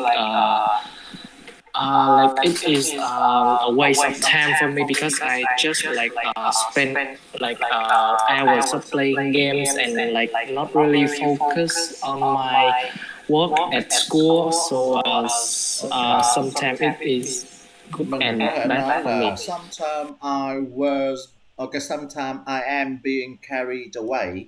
Okay, carried away tức là bị sao nhãng. Sometimes I'm being carried away because of attractive content on the internet, like really fascinating games or hilarious clips on YouTube. I spend hours watching those without really noticing how time passed. So you can answer it like that. Okay, how about me, Nguyen? How often do you use your smartphone? Đó là câu trả lời của bạn Toàn khá là tốt ha. Okay, so now how about me, Nguyễn? How often do you use your mobile phone? I think I use my phone frequently. I always use my phone. Ồ, sao thầy nghe chó sủa không? Thầy không có nghe your answer. Okay, so what is it? Can you answer again, me?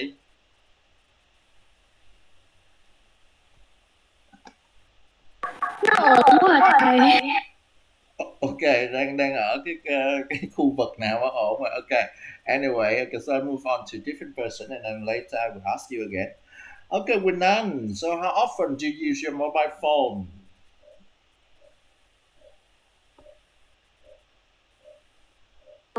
I use my mobile phone every day. Like the average time of me using my mobile phone is about 4 to 5 hours a day. Because my like I love surfing the internet so that I can catch up with news around me and in our COVID-19 pandemic, I use my mobile phone to update the news on newspaper to know that if there's something new around the world. Ok, ok, có một số chỗ thì tốt mà một số chỗ nó chung chung quá. Ví dụ như nha là ok, so I can catch up with current trend thì nó sẽ hay hơn là to catch up with news, to get myself updated with current news is okay too. But then you say about pandemic. In this COVID-19 pandemic, you can say like surfing news online can help me to understand, thì cái vế đằng sau mình để là what happening around me thì nó quá chung chung mà mình có thể nói là get updating with the COVID-19 news about which vaccines is better to get and is it sufficient to people under 18 like me to get vaccinated. Mình specific mình specify cái answer mình lại thì nó sẽ hay hơn là trả lời một cách chung chung quá. Okay, so but anyway, it is way better than other when you answer me in the first section. Thì bây giờ các bạn đã hiểu ra được, đã mường tượng ra được cách trả lời để mà mình lấy điểm trong IELTS rồi đó. Đó là expand it, expand your answer. Thì mình đừng có chú trọng quá về cái việc là how often you use your phone, nhưng mà mình chỉ cần trả lời là ok, bao nhiêu tiếng một ngày ha, và mình mở rộng ra những cái thời gian đó mình làm cái gì. So that would be what the examiner want to listen to. Okay, so Thanh Hải, how about you? How often do you use your mobile phone? In school times, I usually use my phone about 2 or 3 hours. But now at home, I usually use my iPad and computers and laptop more regularly. So I don't mention much my phone. So Ok, rồi Hải có thể triển khai câu trả lời này hơn bằng là shows the similarities of a smartphone and a tablet. You say like While I was at school, I use a smartphone a lot because it is portable and I can carry it with me. But currently, we have to stay home to fight the pandemic. And more often than not, I regularly use my tablet because they share the similar operational system and they serve the same purposes. However, the tablet has a bigger screen and I can spend more hours using the tablet because it doesn't hurt my eyes. You can say things like that.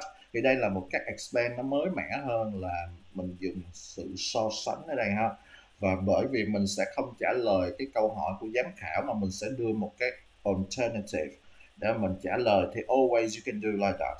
Nhất là đối với những cái câu trả lời mà mình thấy là mình sẽ không có sử dụng nó nhiều, ví dụ như là người ta nói là mình có sử dụng smartphone không, nhưng mà thành ra là mình không có sử dụng smartphone nhiều, mà thay vào đó mình có thể sử dụng tablet hay là mình sẽ sử dụng PC, thì mình cũng đưa ra cái reason để mà mình nói về tại sao mình không dùng cái này và sử dụng cái kia, và show similarity to show how you handle the language. Okay, that's great so far. And why? The next question would be why. Why did you choose your mobile phones? All right. So I think that people here using different brands or different makes. Chúng ta có thể là dùng cái chữ make này để nói về models. Okay, cái model khác nhau ha. Okay, so people here use different makes. So tell me, why did you choose your mobile phone? Bang. Okay, so why did you choose your mobile phone?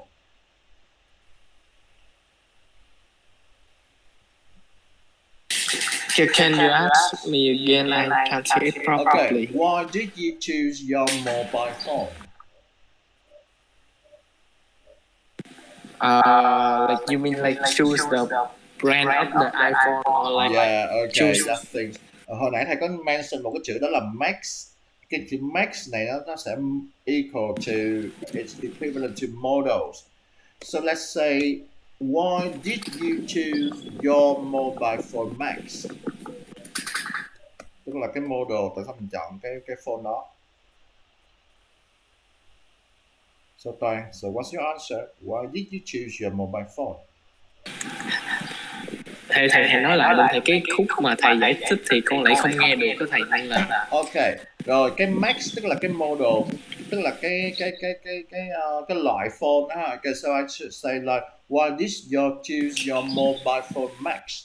Thì nếu mà mình nghe câu hỏi là why did you choose your mobile phone, thì ý giám khảo cũng hỏi là tại sao mình lại chọn cái model đó, tại sao mình lại chọn cái brand đó hoặc là cái hệ điều hành đó. Thì đó là cái cách để mình triển khai câu trả lời. Okay, so why did you choose that operational system, or why did you choose that make or that model? So you can expand your answer based on the information that I gave. Rồi mời bạn Toàn, tại sao mình chọn cái điện thoại đó?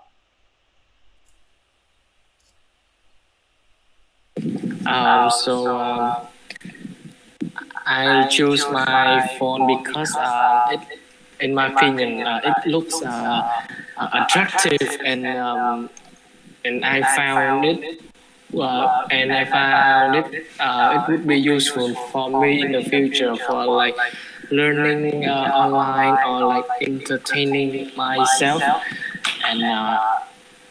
and it will be like small enough for me to like put in my pocket and carry it around. Yeah, right? that's- Carry it around. yeah.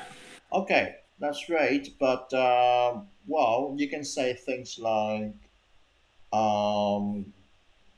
put it in more detail. Things like, because why you chose it, you say it is smaller, and but you say about like it function. You say it can serve me with my different purposes, like studying online.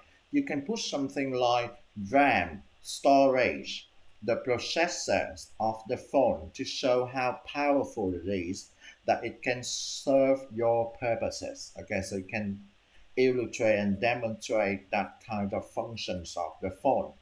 Okay, how about you, Quỳnh Anh Trần? Thì cái này mình cứ trả lời một cách tự nhiên đi. Hay người ta hỏi là why did you choose your mobile phone, thì mình có thể là mình you can hilariously say, well, actually, I didn't buy it. My parents bought it for me. Nhân dịp gì đó. And accidentally it turned out it is my favorite phone, chẳng hạn như vậy. How about you? Okay, anyway, it's your thing. Các bạn có thể là trả lời cách nào cũng được. Các bạn có thể là kể một cái câu chuyện liên quan tới nó cũng được. Quỳnh Anh. So, why did you choose your mobile phone?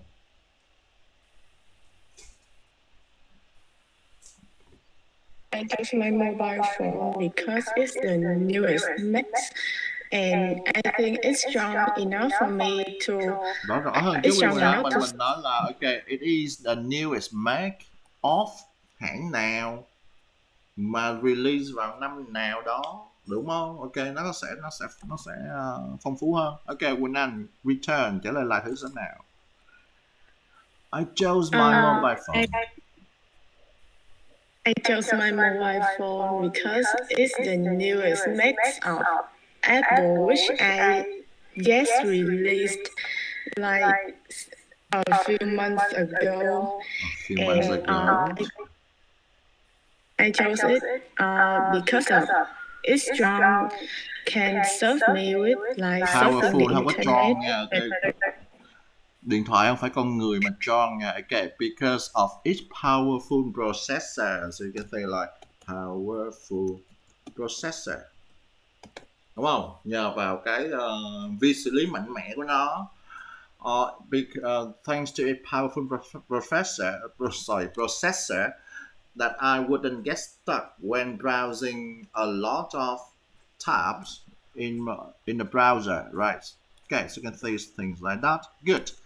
Rồi, okay, last question before we listen to something. Okay, cái vấn đề này thì how do you pay for mobile phone calls? Cái câu này là câu hỏi về fact thôi ha. Ok, nhưng mà mình có cái vocabulary cho nó hay không? Thử nào, bạn Mỹ Nguyễn. How do you pay for mobile phone calls? So actually, the money that I pay for my mobile phone calls is paid by my father. Like I don't have to pay for it. Okay. He'll pay for it every month. I don't have to pay for it. But how does your father pay for it? I don't know actually. Dĩ nhiên đây là mình có thể là mình chữa cháy khi mà mình thi IELTS và không có giám khảo nào hỏi là how does your father pay for it đâu ha. Nhưng mà ở đây nếu mà mình muốn chuyên nghiệp hơn thì mình sẽ thấy là nạp tiền điện thoại là gì, đúng không? Rồi thẻ trả trước là gì? Okay, so we have like prepaid. Okay, my ease button, prepaid, top up, card or Reddit. So I can say it's like I paid with prepaid top up cards. Hoặc là mình có động từ là top up. Okay, top up là nạp á ha. I top up my phone Reddit with prepaid mobile phone card. Okay, so I can say things like that. Thì đây là những cái từ nó sẽ chuyên ngành hơn với lại cái mobile phone, đúng không? Vậy thì chúng ta có trả trước là prepaid. Vậy thì okay, trả sau thì chúng ta sẽ thấy là we pay by plan hoặc là postpaid, right? Nhưng mà thường là chúng ta sẽ trả bằng trả trước ha, prepaid. Okay, so we move up here. Rồi, vì hôm nay chúng ta sẽ giới thiệu một cái loại bài khá là phổ biến trong IELTS listening, đó là note completion. Ok, và cái note completion này nó sẽ xuất hiện khá nhiều trong cái section 1. Ok, vậy thì bây giờ chúng ta cũng như mọi khi là we have to build up strategy for it. But in order to build up strategy for listening, we do have a few things that was mentioned here. That means before listening and during listening. Okay, lúc nào chúng ta xây dựng cái chiến thuật cho loại bài cho IELTS listening thì chúng ta cũng chia làm hai vế, đó là trong lúc nghe, trước lúc nghe và trong lúc nghe ha. Ok. Alright.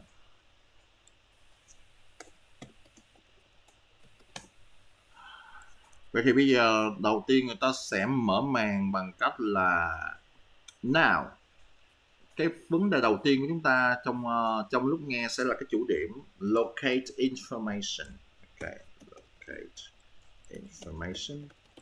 Và cái chủ đề, cái section 1 thì như chúng ta đã biết rồi là section 1 chúng ta sẽ có một cái điểm khá là đặc biệt của section 1, đó là conversation. Nó là một đoạn hội thoại. Và đoạn hội thoại này luôn luôn là male and female. So we have to pay attention to this one because if you know what information will be given by which person, it gave us an advantages of, let's say, predict the information better. I'm teaching. Okay, so don't ask me question. Okay, rồi. Rồi, bây giờ các bạn nhớ là bởi vì đây là conversation nên thành ra nó sẽ có, và luôn luôn lúc nào cũng sẽ là một người nam và một người nữ. Nên thành ra là nó sẽ giúp cho chúng ta được một cái ưu điểm là chúng ta sẽ dự đoán được chỗ đó sẽ là người nam hoặc là người nữ trả lời, và chúng ta sẽ đi theo cái flow của bài listening một cách dễ dàng hơn. Okay. So here you are.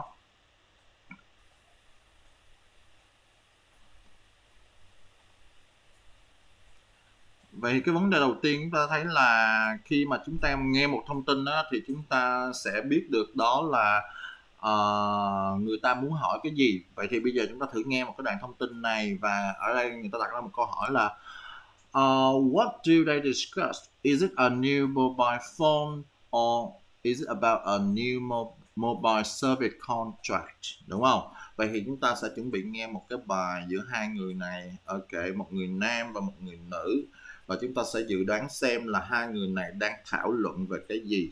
Nghe và thử trả lời xem hai người này thảo luận về cái gì. Hi, how can I help you today? My phone plan's going to finish next month and I'm looking for a new contract. What kind do you want? Oh, I don't know. What are the options? Well, would you like just mobile, or do you want one of our deals on mobile and home broadband services too? Just the mobile one, please. Okay, sure. Rồi, ok. Vậy thì khi chúng ta nghe Well, we have some great mobile. Khi chúng ta nghe được thì chúng ta sẽ dự đoán là họ đang chuẩn bị sẽ discuss về một cái điện thoại mới, a new mobile phone, hay là number 2, một cái new mobile service contract. Ok, so vậy thì như các bạn đã nghe thông tin hồi nãy thì các bạn có thể trả lời dùm cho thầy ha. Cái câu số 1 này là is it one or two?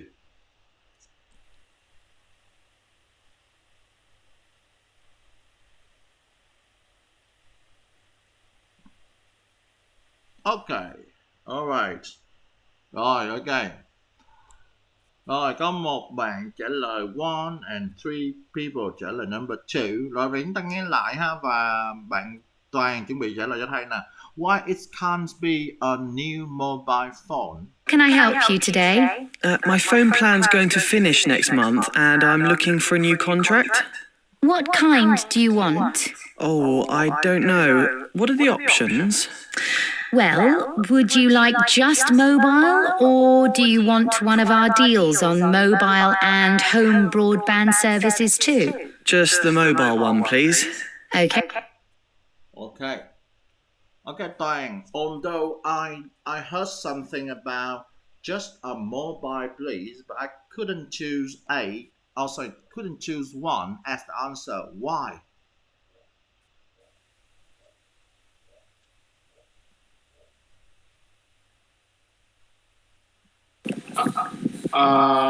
Because he say that his mobile mobile plan or something will end up in next month, and so he's going to sign a new contract, right?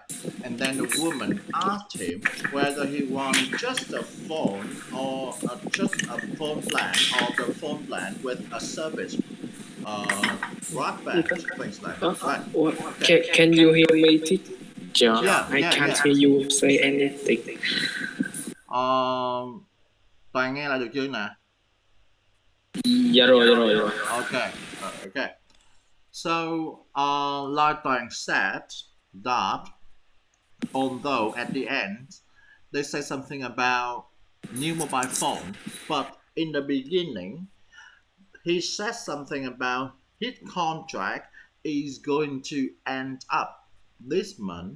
Okay, so that's why he needs to sign a new contract, đúng không? Vậy thì khi chúng ta nghe mà để định vị thông tin á, thì các bạn sẽ phải lấy được nguyên cái ngữ cảnh, đúng không? Và ở đây thì rõ ràng là cái ngữ cảnh chúng ta không thể nào lấy một cái từ khóa ra và kết luận cho tất cả những thứ gì sẽ xảy ra được, mà chúng ta sẽ phải chúng ta sẽ phải là nghe được cái context và dự đoán được cái thông tin. Vậy ở đây thông tin của chúng ta là a new mobile service contract, right? Ok. Rồi vậy thì bây giờ trước khi qua được cái strategy thì chúng ta sẽ thấy đây là một loại bài điền vào chỗ trống, đúng không? Thì cái loại bài điền vào chỗ trống này nó có một cái đặc thù chung là trước khi nghe chúng ta sẽ phải làm gì nè. Ok. So for example, we have the blank here, and they say the customer wants and they leave the blank, they say contract only. Thì ok, bây giờ thì chúng ta phải điền cái gì vào đây nhỉ? Ok, người ta nói listen again and complete the sentence. You will hear two words that could fit the gap, mobile and home broadband. Thì ở đây thì mình sẽ điền cái gì? Và trước khi điền thì mình sẽ dự đoán đây phải là thông tin như thế nào, Quỳnh Anh nha. Hello Quỳnh Anh.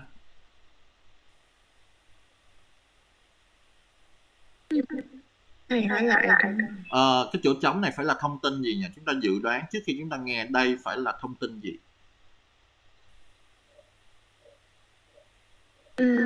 Dạ. Now. Ok, nó có thể là một noun, đúng không? Hoặc có thể là một adjective, bởi vì chúng ta đã có cái chữ contract ở đây rồi. Bởi vì chúng ta thấy là noun thì nó có thể là hai thành phần danh từ ghép lại với nhau để tạo thành một cái compound noun. Mà đôi khi nó có thể là một cái adjective đứng trước danh từ cũng để tạo thành một cái danh từ ghép, đúng không? So we can predict that kind of information. Đó là trước khi chúng ta nghe chúng ta sẽ phải dự đoán.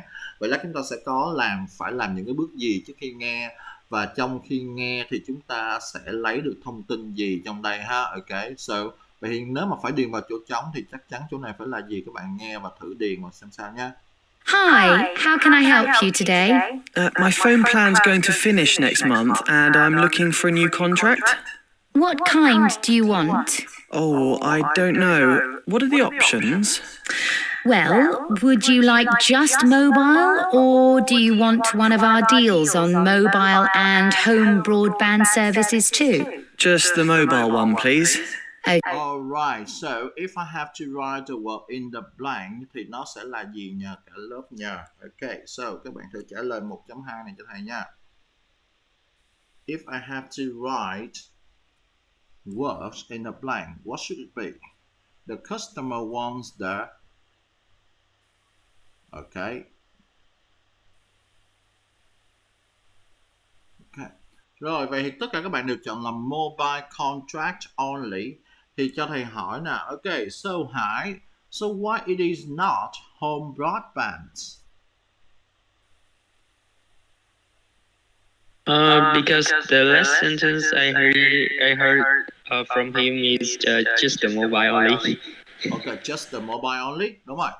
Vậy thì có một cái vấn đề lát mình sẽ phải đề cập tới, đó là distraction, đúng không? Tức là mình sẽ phải lọc cái thông tin nào đúng, thông tin nào sai và chọn thông tin nào. Thì trong đây chúng ta thấy được là cái anh thanh niên này là ảnh là người quyết định sẽ mua cái gì, đúng không? Và thành ra là chúng ta thấy là anh trả lời là mobile only, so we have to write like mobile contract only, right?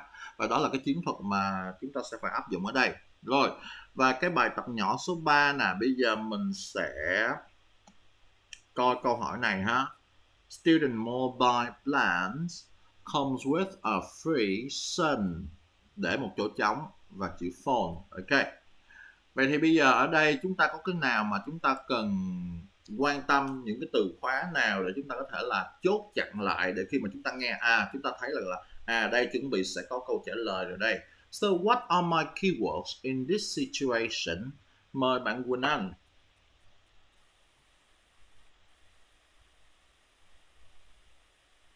Dạ là free. Nhưng mà ok, free đúng rồi. Nhưng mà còn cái gì nữa không? Ở đây chúng ta có hai loại từ là từ khóa hoặc là từ neo, tức là ở đây chỗ nào nó sẽ giúp cho chúng ta biết là sắp tới thông tin này rồi. Mời bạn Toàn.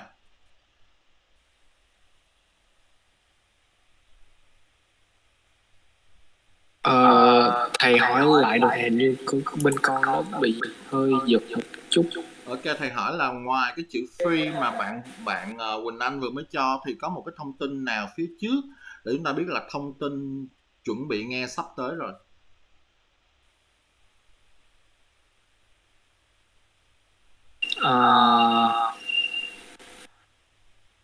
Đây là nguyên Con cũng không nhớ. So this is like the whole question here. Thì đây ví dụ như là trong một cái bài chúng ta thấy là một cái bài nó có thể là nhiều như vậy nè, đúng không? Ok. Nhưng mà ở đây là cái bố trí thông tin, ok, nhìn đây cho các bạn thấy rõ hơn ha. Thì ở đây rõ ràng là cái student mobile plan, rồi sau đó mới tới là comes with a free sun chừa chấm phone, đúng không?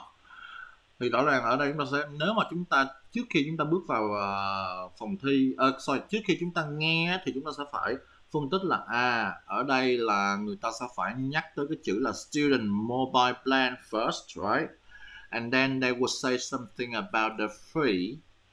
After that, we will get the information in order to answer for number one. Chưa? Vậy đó là những cái trình tự mà chúng ta sẽ xây dựng cái chiến thuật của chúng ta. Ok. Anyway, bây giờ chúng ta thử trả lời cho cái câu số 1 này ha. Nghe và các bạn thử trả lời cho câu số 1 này thử xem sao ha. Well, we have some great mobile deals. We've got 2 offers at the moment. Are you a student? Yes, I am. Then you probably want our student plan. Okay. What does that include? Well, you get a new Sun 19 phone with the student plan. It's better than our other plans, which only give new customers a Sun 17 phone. Okay, so now guys, you have to answer to the blank what it would be. So for number 1. Rồi, vậy thì bây giờ câu trả lời của mình sẽ là gì nè các bạn? So comes with a free sun.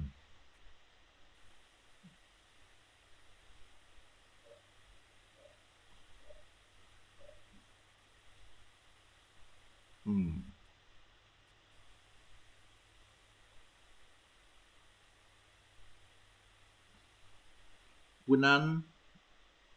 Okay.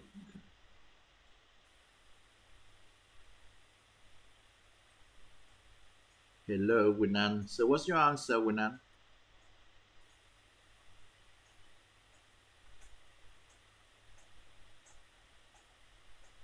Okay. So all of you have answered 19. Nhưng mà rõ ràng là mình nghe thêm một cái distraction gì nữa, mình đó là 18, right?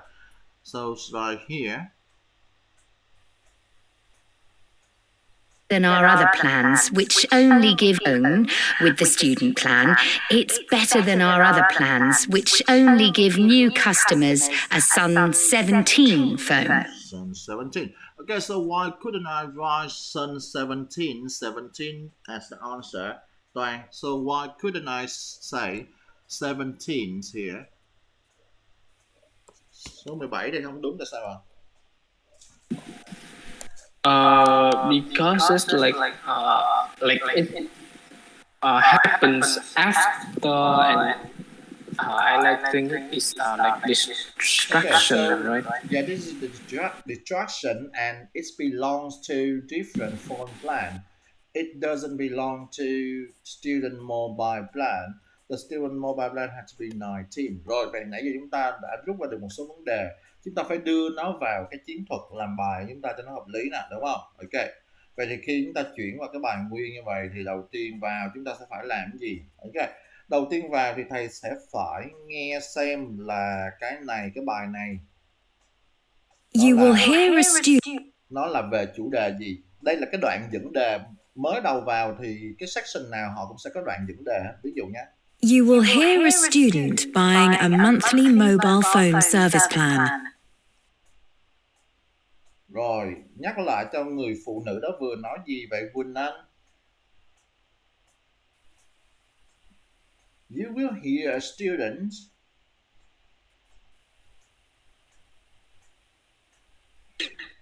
Thầy ơi, nãy mạng con lát quá, con nghe không rõ. Rồi, ok, thầy tua lại cho nghe nè.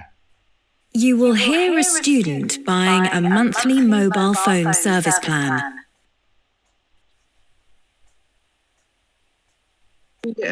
You will hear a student buying a Monthly service plan, đúng không? Rồi, ok. Vậy thì giờ chúng ta sẽ gọi đây là cái đoạn dẫn chuyện ha. So first, you have to listen to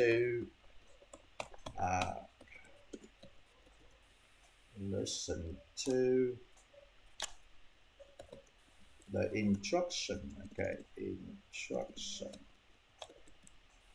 Ok, hoặc là ta gọi là narrator, cái người dẫn chuyện ha. Listen to the narrator or instruction.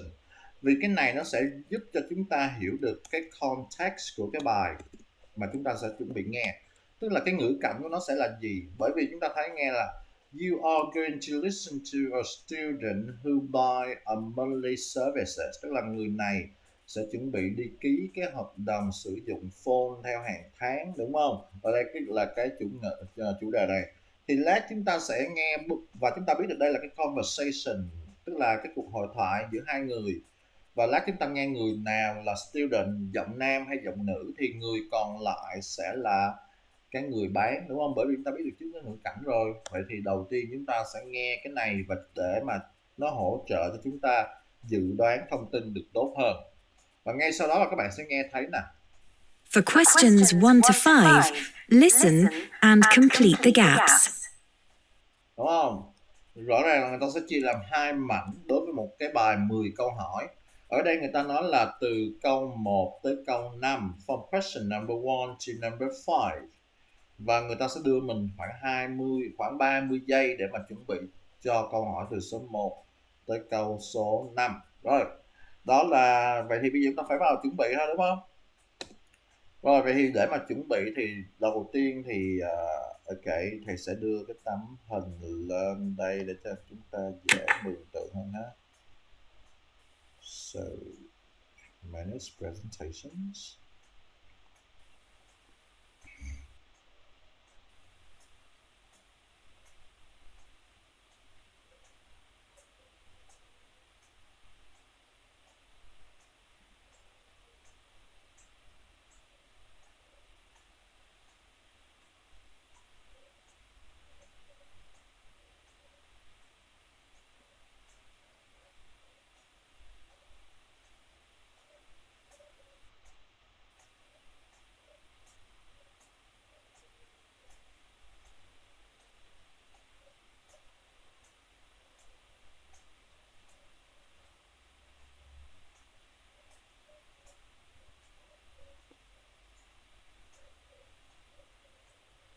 Okay, so where these? Okay, here you go.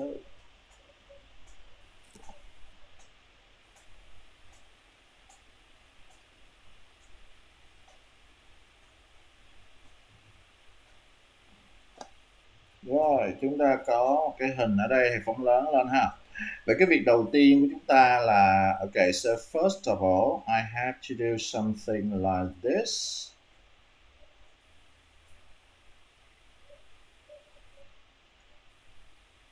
Ok, cái vấn đề này chúng ta sẽ gọi nó là gì vậy bạn Hải nhỉ? So why do I have to really look at no more than 2 words and or number? Is the limited word and number you need to write. Ok, rồi, vậy đầu tiên là pay attention. Để chúng ta không có vượt qua cái limit đó ha. Pay attention to limits words. Okay, but next things immediately I have to jump back here and I have to student mobile phone plan. Thì đối với cái nốt nào á, thì nó cũng có cái phần này. And this one. Và những cái này mình sẽ gọi nó là cái gì nhỉ Toàn? Do you know it? So these bold words, what is it? It's the headlines, right? Headings, Or headings, right? heading. Okay. So most of the time I will circle the headings. Nhớ nha, cái loại bài này là thầy sẽ sử dụng chung cho note hoặc là form luôn ha, strategy for note or form. Circle heading, bởi vì cái heading này á, nó như là cái nail để chúng ta biết được là ở đâu người ta đã di chuyển tới đâu rồi, đúng không? Và luôn luôn những câu hỏi này sẽ theo thứ tự. Okay. So next things I have to do this one. Okay.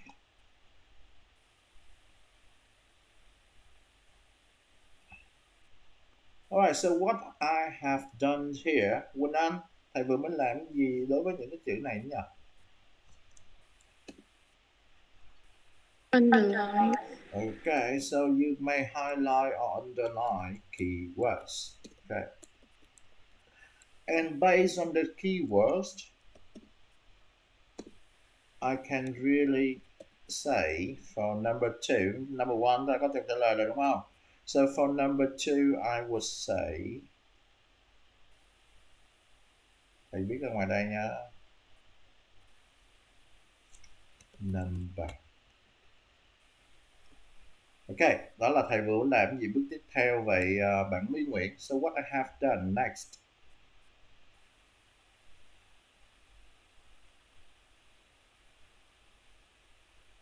Thầy nói lại được. Ok, cái bước tiếp theo là thầy làm gì nhỉ? Ok, so I write down the word number just beside the blank number 2. Còn thầy bước này thầy vừa làm gì nhỉ? Đánh số câu này. Không, đánh số làm gì? Đánh số thì thầy để chữ number đây đâu phải là thầy đánh số đâu. Thầy nói là cái số 2 này chắc chắn nó phải là một cái số. Tức là thầy làm cái gì vậy Quỳnh Anh?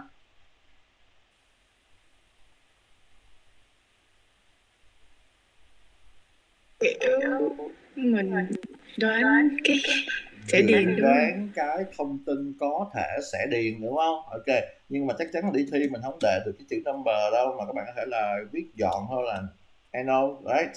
So vậy thì cái bước tiếp theo là thầy sẽ predict cái thông tin mà mình có thể phải điền vào. Ok, so I would say like predict what kind of information. So here say like predicts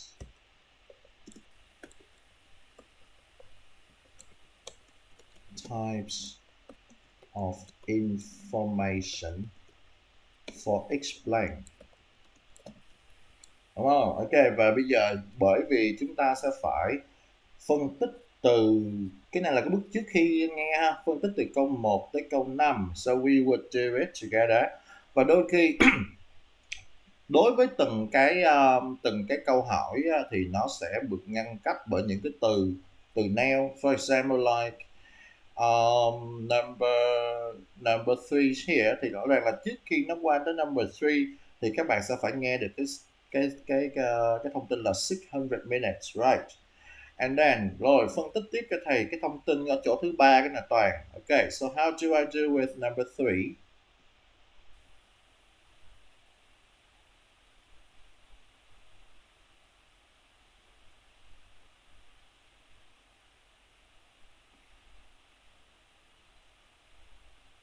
Mạng của bạn Toàn này bị lắc quá ha. Buổi sáng là nó hơi bị kẹt. Anyway, mời bạn Hải. Rồi, phân tích cho thầy câu số 3 trước đây Hải. The keywords are no limits and number. Okay, I agree with you. But what's your prediction for number 3? I think it's just now. Ok, nhưng mà cái now này nó phải liên quan tới cái gì nhỉ?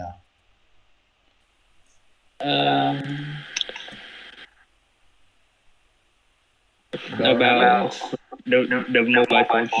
Okay, something to mobile phone, right? So mình write something like that. Rồi, vậy cái thông tin nhắc tiếp theo là chắc chắn là sẽ phải là cost 25. Nhớ là thông tin luôn luôn theo thứ tự các bạn ha. Rồi, ok, Toàn vở lỗi câu số 3, phân tích dùm thầy câu số 4, number 4 cái này Toàn. Vậy thì trước khi nó tới number 4, thì ta sẽ nói là ok, something to do with call only plan. Ok. Vậy thì number 4, pay when you start the plan. Phân tích cho thầy câu số 4 của Toàn.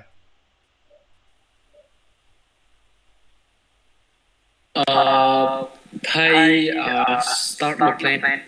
Okay, start the plan. So what kind of information for number 4?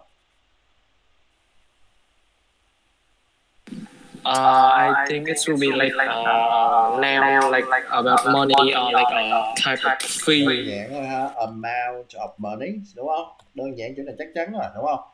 Pay tiền, đúng không? Số tiền, pay bao nhiêu tiền hoặc là cái type của cái loại payment đó, đúng không? Okay, so there are two options here. And finally, we have number 5. Minh Nguyễn, can you analyze number 5 for me? I think it's minutes for calls. Okay, so we have like minutes for calls, and then cái thông tin chỗ này là gì nhỉ Minh Nguyễn? A number. Number, right? So number, okay, number of minutes. Okay, so now you have to listen. Sau khi mình đã phân tích hết như vậy rồi các bạn ha, and now you have to listen, and then you have to write down the answer. Rồi, vậy thì chúng ta chuyển qua cái màn hình này. See here. Ok, bây giờ chúng ta sẽ xử lý từ câu số 1 tới câu số 5. Câu số 1 chúng ta đã nghe rồi đúng không? Vậy chúng ta sẽ là từ câu số 2 đến câu số 5. Đó là toàn bộ những cái gì chúng ta sẽ xử lý trước khi nghe, đúng không? Nhưng mà chúng ta còn cái thông tin là trong khi nghe nó sẽ phải có những cái bước gì nữa, thì lát sau khi chúng ta nghe xong chúng ta sẽ rút ra lại và chúng ta sẽ đúc kết ra được cái strategy. Okay. Alright, so it's slow. The internet is quite slow.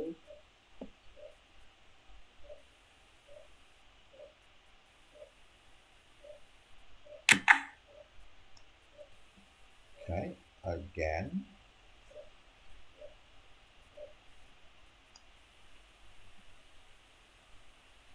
Rồi, okay, ready? Go. Bắt đầu nghe các bạn nha. Các bạn lấy tập lên, có thể là ghi xuống nó sẽ nhanh hơn ha. Okay, so with a pen and a piece of paper, I will start the audio immediately now. You will hear a student buying a monthly mobile phone service plan. For questions 1 to 5, listen and complete the gaps. Hi, how can I help you today? My phone plan's going to finish next month and I'm looking for a new contract. What kind do you want? Oh, I don't know. What are the options? Well, would you like just mobile, or do you want one of our deals on mobile and home broadband services too? Just the mobile one, please. Okay, sure. Well, we have some great mobile deals. We've got 2 offers at the moment. Are you a student? Yes, I am. Then you probably want our student plan. Okay, what does that include? Well, you get a new Sun 19 phone with the student plan. It's better than our other plans, which only give new customers a Sun 17 phone. We're offering that for a short period of time. Really? What's the minimum contract on that? Is that 6 or 12 months? Oh, it's 12. We never do 6 months. Okay, sounds good. What else is in the plan? You probably get more minutes for calls than you need. There are limits on the number of calls you can make. Let me see. That's 600. But with that, you also get unlimited texts. And most people use those more than calls these days. And how much is that a month? It's £25. That's cheaper than the normal price to non-students. I'll have to think about it, I think. What about if I keep my old phone? Do you have a call-only plan? Yes, of course. And how much is that? Let's see. We'll need you to put down a deposit before you start the plan. So it's normally £10 after the second month, although that depends on the amount of calls and data you use. For the first month, it's £15, and you'll get the extra £5 back when the contract comes to an end. And how many minutes do I get with that? You can make 400 minutes of calls a month on the basic call-only plan, but most of our customers only use about 200 of that limit. The basic one sounds perfect. Okay. Now, read questions 6 to 10. All right, so we pause right here and get the answer before we move on to number 6 to number 10. Okay, so while we get the answer, we will develop our strategy for during listening. Okay, so during listening.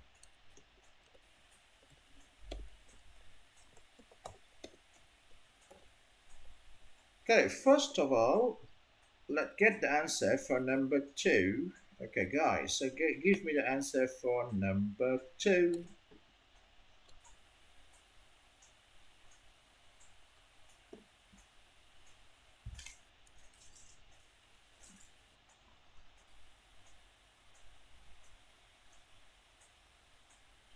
Okay, so most of you get it correctly, but I have to rewind it so we can analyze what should we do during our listening, and we sometimes have to get the information which is correct and eliminate the distraction we might get during the listening. A Sun 17's on mobile and... Really? What's the minimum contract on that? Is that 6 or... New customers a Sun 17 phone. Rồi, rõ ràng ở đây sau khi chúng ta thấy được là sun cái gì đó phone này đúng không? Thì the next keywords we anticipate to listen is minimum, right? Vậy rõ ràng là ở đây là chúng ta sẽ develop một cái chiến lược nghe là chúng ta sẽ anticipate for the keywords, right? Anticipate for the keywords and anchor words. Anticipate for keywords and or anchor words. Thì đôi khi những cái từ neo hoặc là những cái từ khóa này nó sẽ giúp cho mình thấy được là từ khóa thì sẽ bị paraphrase, còn từ neo thì nó sẽ không bị paraphrase. Vậy thì những cái từ khóa thì các bạn sẽ thấy là ở đây là cái chữ minimum, right? Ở trong trường hợp này ta không paraphrase, nhưng mà mình nghe cái minimum là mình biết chắc được là câu trả lời của mình sắp tới rồi, đúng không? So here. We're offering that for a short period of time. Really? What's the minimum contract on that? Alright, what's the minimum contract for that? Okay. Vậy thì bây giờ hồi nãy chúng ta nói là chúng ta phải phân biệt được vai trò, đúng không? Tức là ở đây chúng ta sẽ có cái cô người bán là cái giọng nữ, còn cái anh người mua là anh sinh viên, tức là giọng nam. Vậy thì obviously we know có những thông tin sẽ có thể được trả lời bởi người nào và những thông tin chỉ có thể trả lời được bởi người nào thôi. Ví dụ nha, number 2 thì chúng ta thấy là thông tin này chỉ có thể trả lời được bởi ai thôi Toàn?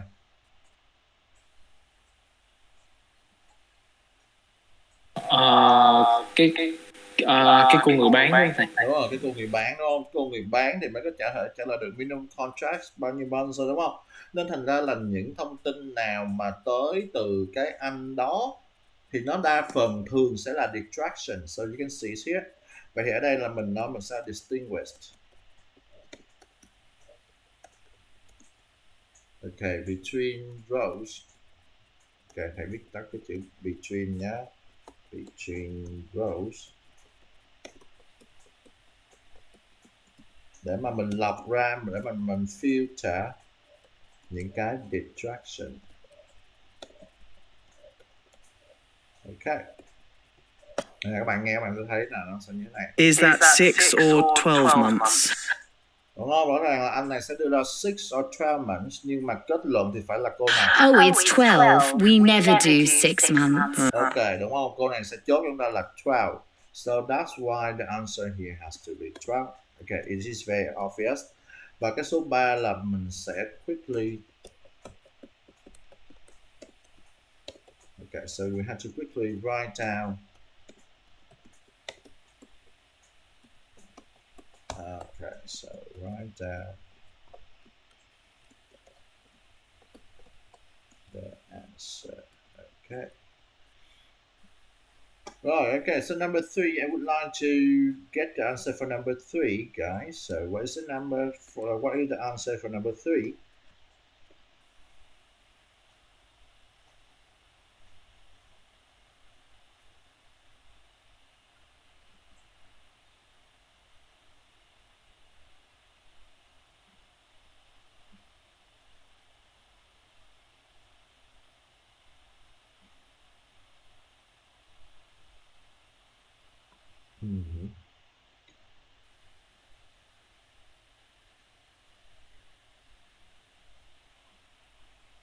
Okay, so. Rồi, có một số bạn là okay, it is a good habit if you couldn't get the answer, just throw in whatever you think it possibly be. Nếu mà xui quá nghe không được đúng không? Hoặc là gì đó thì cứ quăng đại vô thôi. Okay, but anyway, okay. Nhưng mà quăng đại như của Toàn thì nó hơi nguy hiểm quá Toàn ha. Okay.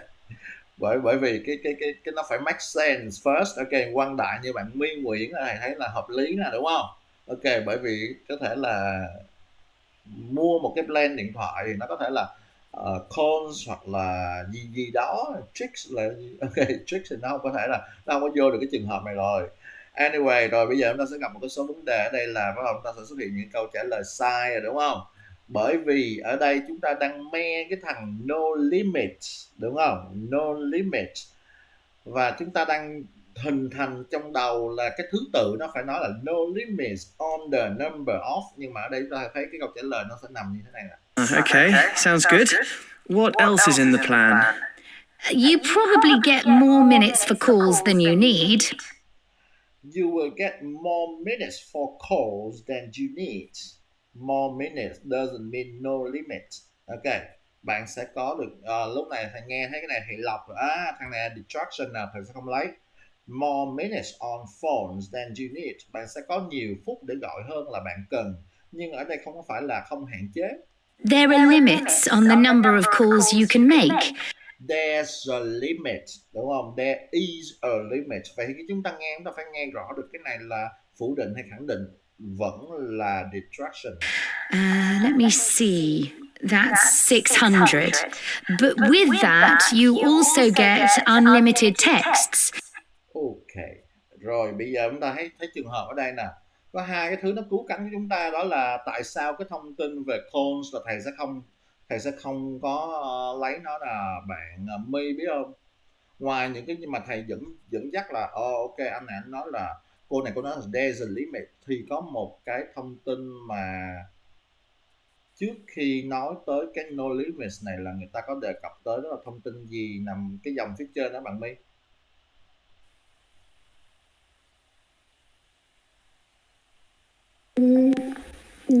Thì nói lại rồi. Ok, rồi trước khi nghe cái câu trả lời cho câu số 3 này, đúng không? Thì ở trên cái dòng số 3 này có một cái dòng thông tin nữa, đó là dòng thông tin gì nhỉ? Yeah, 600 minutes includes, đúng không?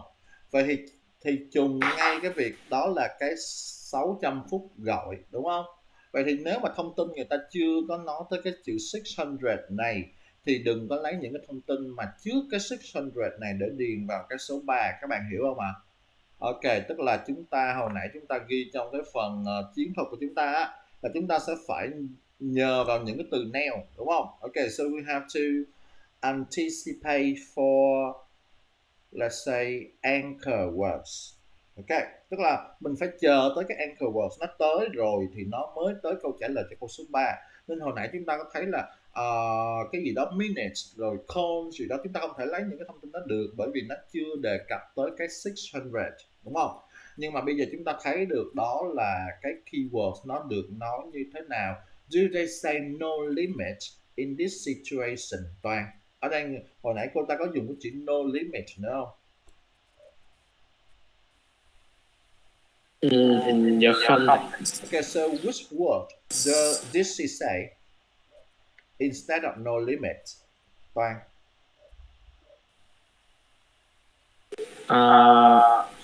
Unlimited. Đúng rồi, unlimited, đúng không?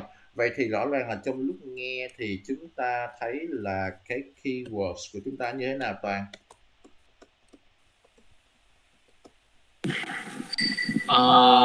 Sẽ được kiểu paraphrase. Đúng không? Keyword. More often than not, they are paraphrased. Okay. So that's why thì chỗ này chỉ có một bạn đúng thôi, đó là hồi nãy. Okay, so we have text. Okay, Winan. Rồi có một cái điều gì mà mình lấy được câu trả lời đúng nào, mình có một cái gọi là cái tip gì cần truyền đạt tới bạn Hải không? Bạn Hải cũng nghe được text nhưng bạn không có được câu trả lời đúng. Vậy có một cái tip ở đây bạn Quỳnh Anh có nhận ra được không, hay là mình nghe được cái chữ S này và mình điền vào? Dạ tại con nghĩ sau the number of là plural noun. Phải là một plural noun, chính xác rồi. Vậy thì bây giờ chúng ta có một cái tip như vậy luôn nha. Cho dù là các bạn sẽ không thấy, đôi khi chúng ta sẽ không thấy cái lượng từ người ta gọi là quantifier để cho thấy được cái plural, nhưng mà chúng ta có một cái gọi là một cái habit như thế này, là khi chúng ta nghe danh từ á, chúng ta không cần biết đó là, chúng ta không cần để ý thì tốt, không cần để ý người ta sẽ đọc S hay không đối với danh từ. Nhưng mà nếu mà nó là danh từ đếm được, nhớ nha, nếu mà nó là danh từ đếm được và nó không có một cái mạo từ số ít nào đằng trước thì 80% các lần nó sẽ là danh từ số nhiều nha. Ok, so that would be the tip here. I will put down the tip here. Nên thành ra nếu mà mình lựa chọn chỗ đó mình thêm S nó sẽ rất là an toàn hơn nếu có việc không thêm S. Okay, so general tip. So I would say like general tips. Okay, my ease button here. Nếu là if it is countable now,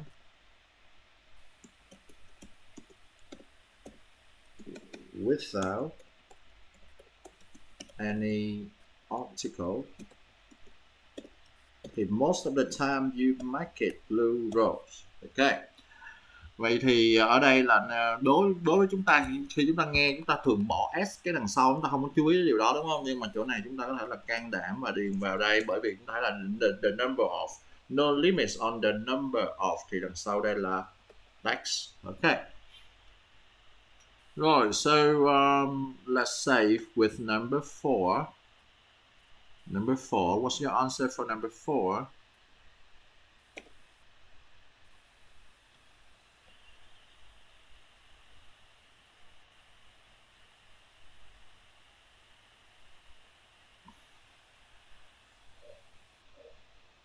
Chỗ này là chúng ta gặp rối chỗ này ha. Ok.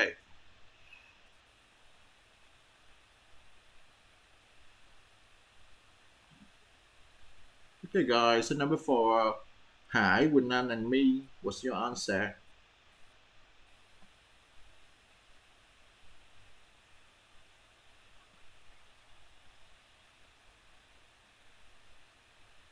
Thì trong tình huống bài thi là chúng ta phải chơi lại thế nào?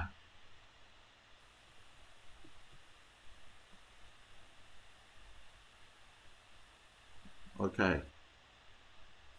Bạn Thanh Hải, nếu mà không có cái dấu đúng đó thì nếu chúng ta phải điền tiền thì chúng ta có điền như các bạn này ha, P-O-U-N-D-S,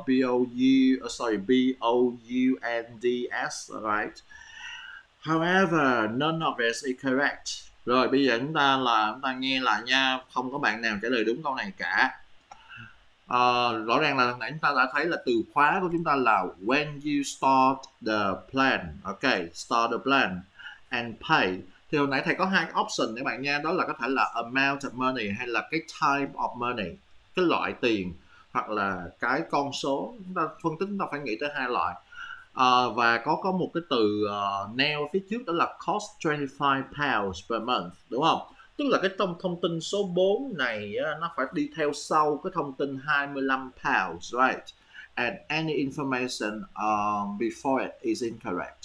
Rồi nghe nè. And most people use those more than calls these days. And how much is that a month? It's £25. Rồi, tới rồi nè ha. It's 25 pounds. Và tiếp theo phải là cái chữ call only plan. That's cheaper than the normal price to non-students. I'll have to think about it, I think. What about if I keep my old phone? Do you have a call-only plan? Yes, Bao giờ nè, right. of course. And how much is that? Let's see. We'll need you to put down a deposit before you start the plan. Tới thông tin này đó, đúng không? Ok. Vậy thì khi mà mình nói là if you start the plan, vậy thì những cái thông tin đằng sau này là nó sẽ hết liên quan rồi nè nha. Ok. Và bởi vì cái chữ pay người ta đã bỏ vào một cái chữ khác rồi, đúng không? Người ta đã paraphrase rồi, nên bây giờ nếu mà các bạn được trả lời lại khi hồi nãy thầy đi tua chậm như vậy thì what is the answer this time? Đúng là câu số 4 nha.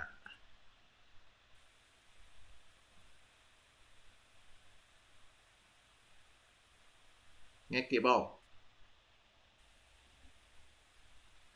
Okay, so here you are. Than the normal price to non-students. I'll have to think about it, I think. What about if I keep my old phone? Do you have a call-only plan? Yes, of course. And how much is that?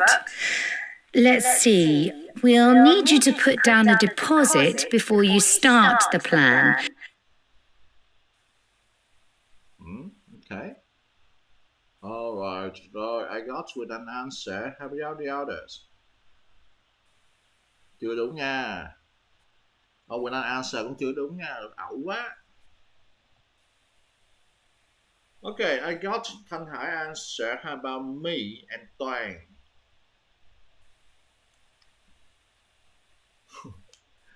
Hồi nãy thầy nói là sao? Ok.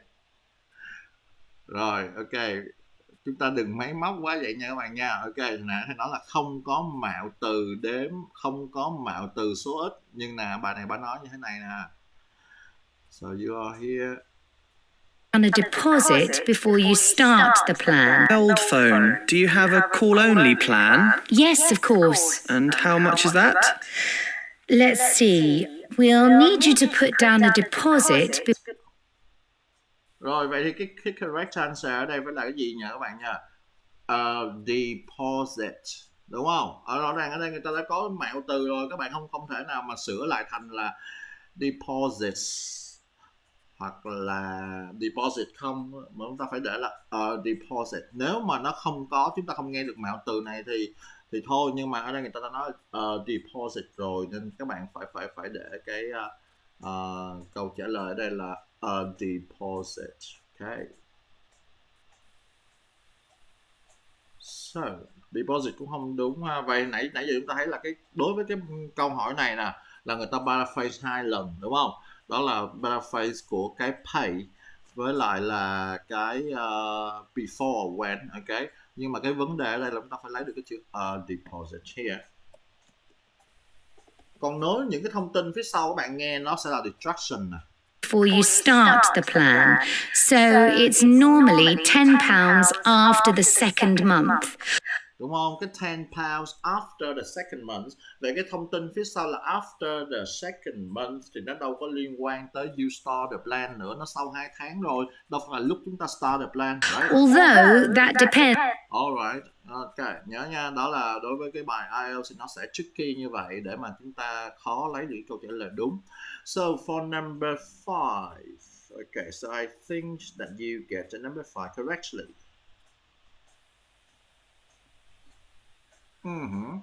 Rồi, cái number 5 này nó lừa khá dễ ha. Thiếu số 0 rồi Toàn ơi. Okay, so yeah, so we have 400 minutes here. Rồi bây giờ thầy hy vọng là những câu hỏi sau các bạn bắt đầu là có thể là phải tự chuẩn bị rồi nha. Okay, so now you have 30 seconds để chuẩn bị cho câu số 5, câu số 6, câu số 10 và chúng ta sẽ nghe luôn ha. So here you are. Okay, thầy sẽ bấm tiếp nè. On the amount of calls and data you use. For the first month, it's £15, and you'll get the extra £5 back when the contract comes to an end. And how many minutes do I get with that? You can make 400 minutes of calls a month on the basic call-only plan, but most of our customers only use about 200 of that limit. The basic one sounds perfect. Now, read questions 6 to 10.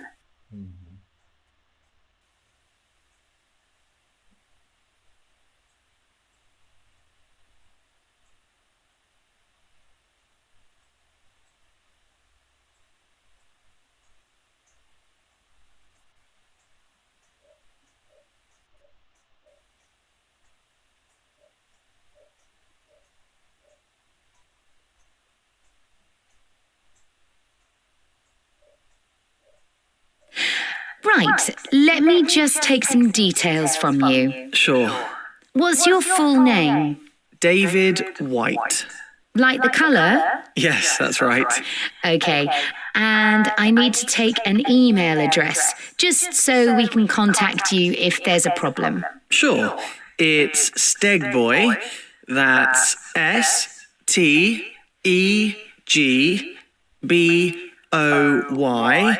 at studentuni.ac.uk. That's great, and we have your contact phone number. Now, how much data do you want? What kind of things do you use your phone for? Oh, I don't know. The usual, I guess. We have a 5 gigabyte plan, which we recommend for people who store games on their phone. It's also good for people with a lot of photos. Or we have a 3 gigabyte plan for more normal use. Do you use your phone for games regularly? Well, I don't game much, but I always have a lot of videos on there.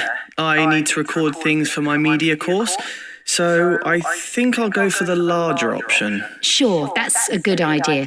And how would you prefer to pay? What are the options? We prefer our customers to send the money by automatic bank transfer. I'd prefer to do it by cash to start.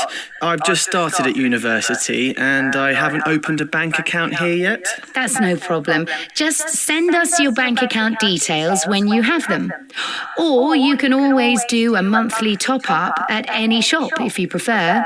And where can I collect the card to get started? All you need to do is sign here, and you can pick up your card at the reception desk, which you passed next to the entrance to the store. But first, you need to pay at the cash desk. Thanks, that's great. Hi, how can I help you today? My phone plan's going to finish next month, and I'm looking for a new... Alright, so that would be the end of section 1. Okay, so let's get the answer for each one and then we'll analyze why we get the answer for that. Okay, so for number 6, what's the answer for number 6?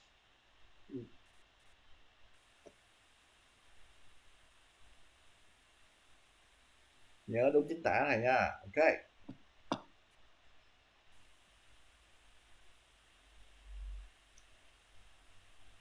Okay, Winan, good. Okay, so remember to capitalize the first letter, white. Rồi như chúng ta biết là in IELTS in section 1, there's always be one place which they have to spell out something for you to write. Thì trong IELTS cái section number 1 lúc nào sẽ có một cái chỗ mà người ta sẽ đánh vần ra cái gì đó cho mình viết, đúng không? Nhưng mà hồi nãy khi chúng ta phân tích đó, thì both number 6 and number 7 they are they are having a good possibility to have spelling here, right? Hai chỗ này đều có thể là có spelling cả, nhưng mà ở đây người ta cái câu số 6 người ta hơi đặc biệt một chút là người ta sẽ dùng cái màu sắc, đúng không, để người ta gợi ý về các spelling because it is easier, so they don't have to spell word by word. Okay, so I would give tips here. Section 1. Thì đối với section 1 thì các bạn luôn luôn là sẽ có spelling. But there are like many ways not to spell. So for number 7, so let's say number 7. Đây, number 7 là lúc người ta spell ra này, đúng không? Okay, so number 7.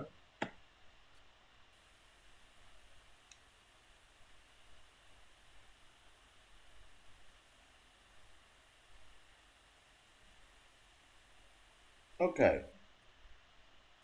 All of you get it correctly.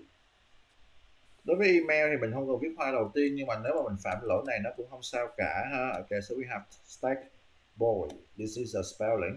So there's nothing special about it. Rồi cái câu số 8 là chúng ta nhớ tới cái tip hồi nãy là chúng ta phải nhớ là cái chỗ này which one will give the answer for number 8 with none. Which person will give the answer for number 8?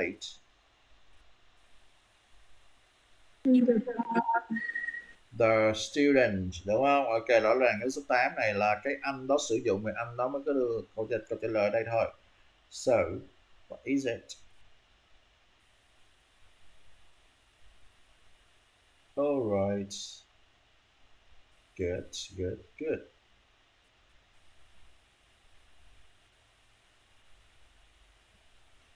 Rồi, các bạn đều đã nhớ được cái mục đích của chúng ta của bài này, đó là người nói là cái người đưa thông tin sẽ là cái chàng trai, và dĩ nhiên là videos, bởi vì chúng ta không bao giờ skip một cái videos cả. Ok, rồi number 9 thì nó cũng rất là dễ chịu đây các bạn. Okay, so what's the answer for number 9?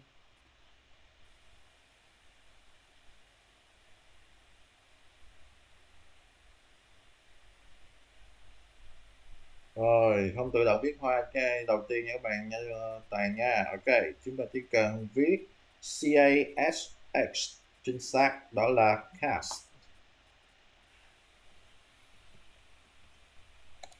And last but not least thì chúng ta sẽ phải cần collect cái gì nè. For number 10, to collect from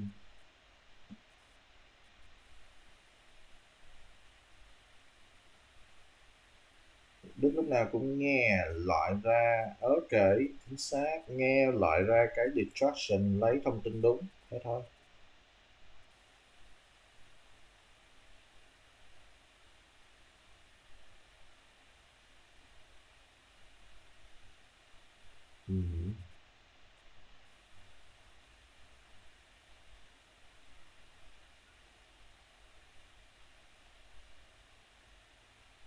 Yep. And Toang, so let's get it finished.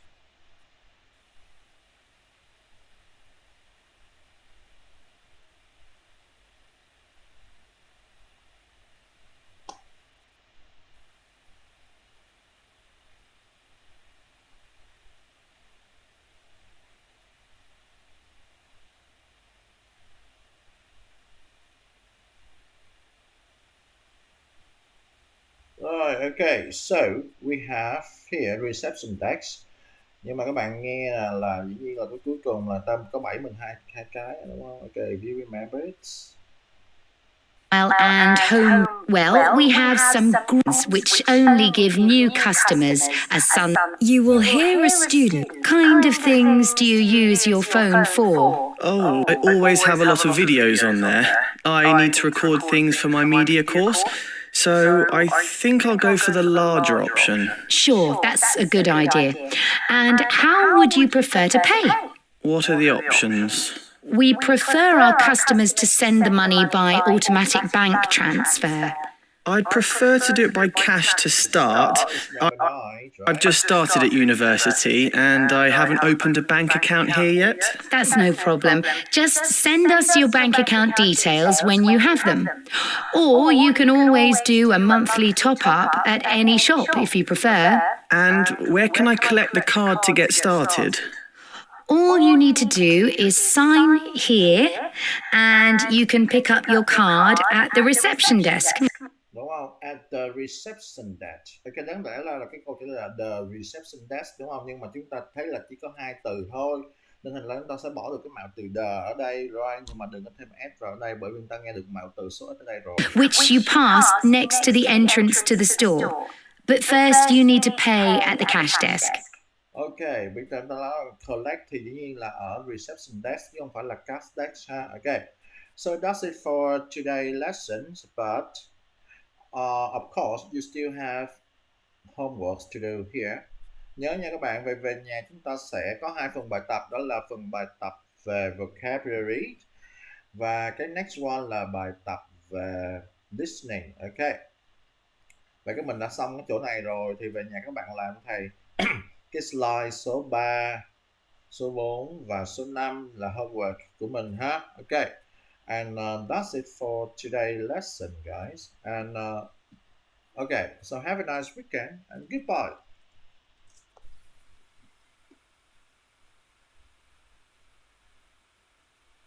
Remember to do homework.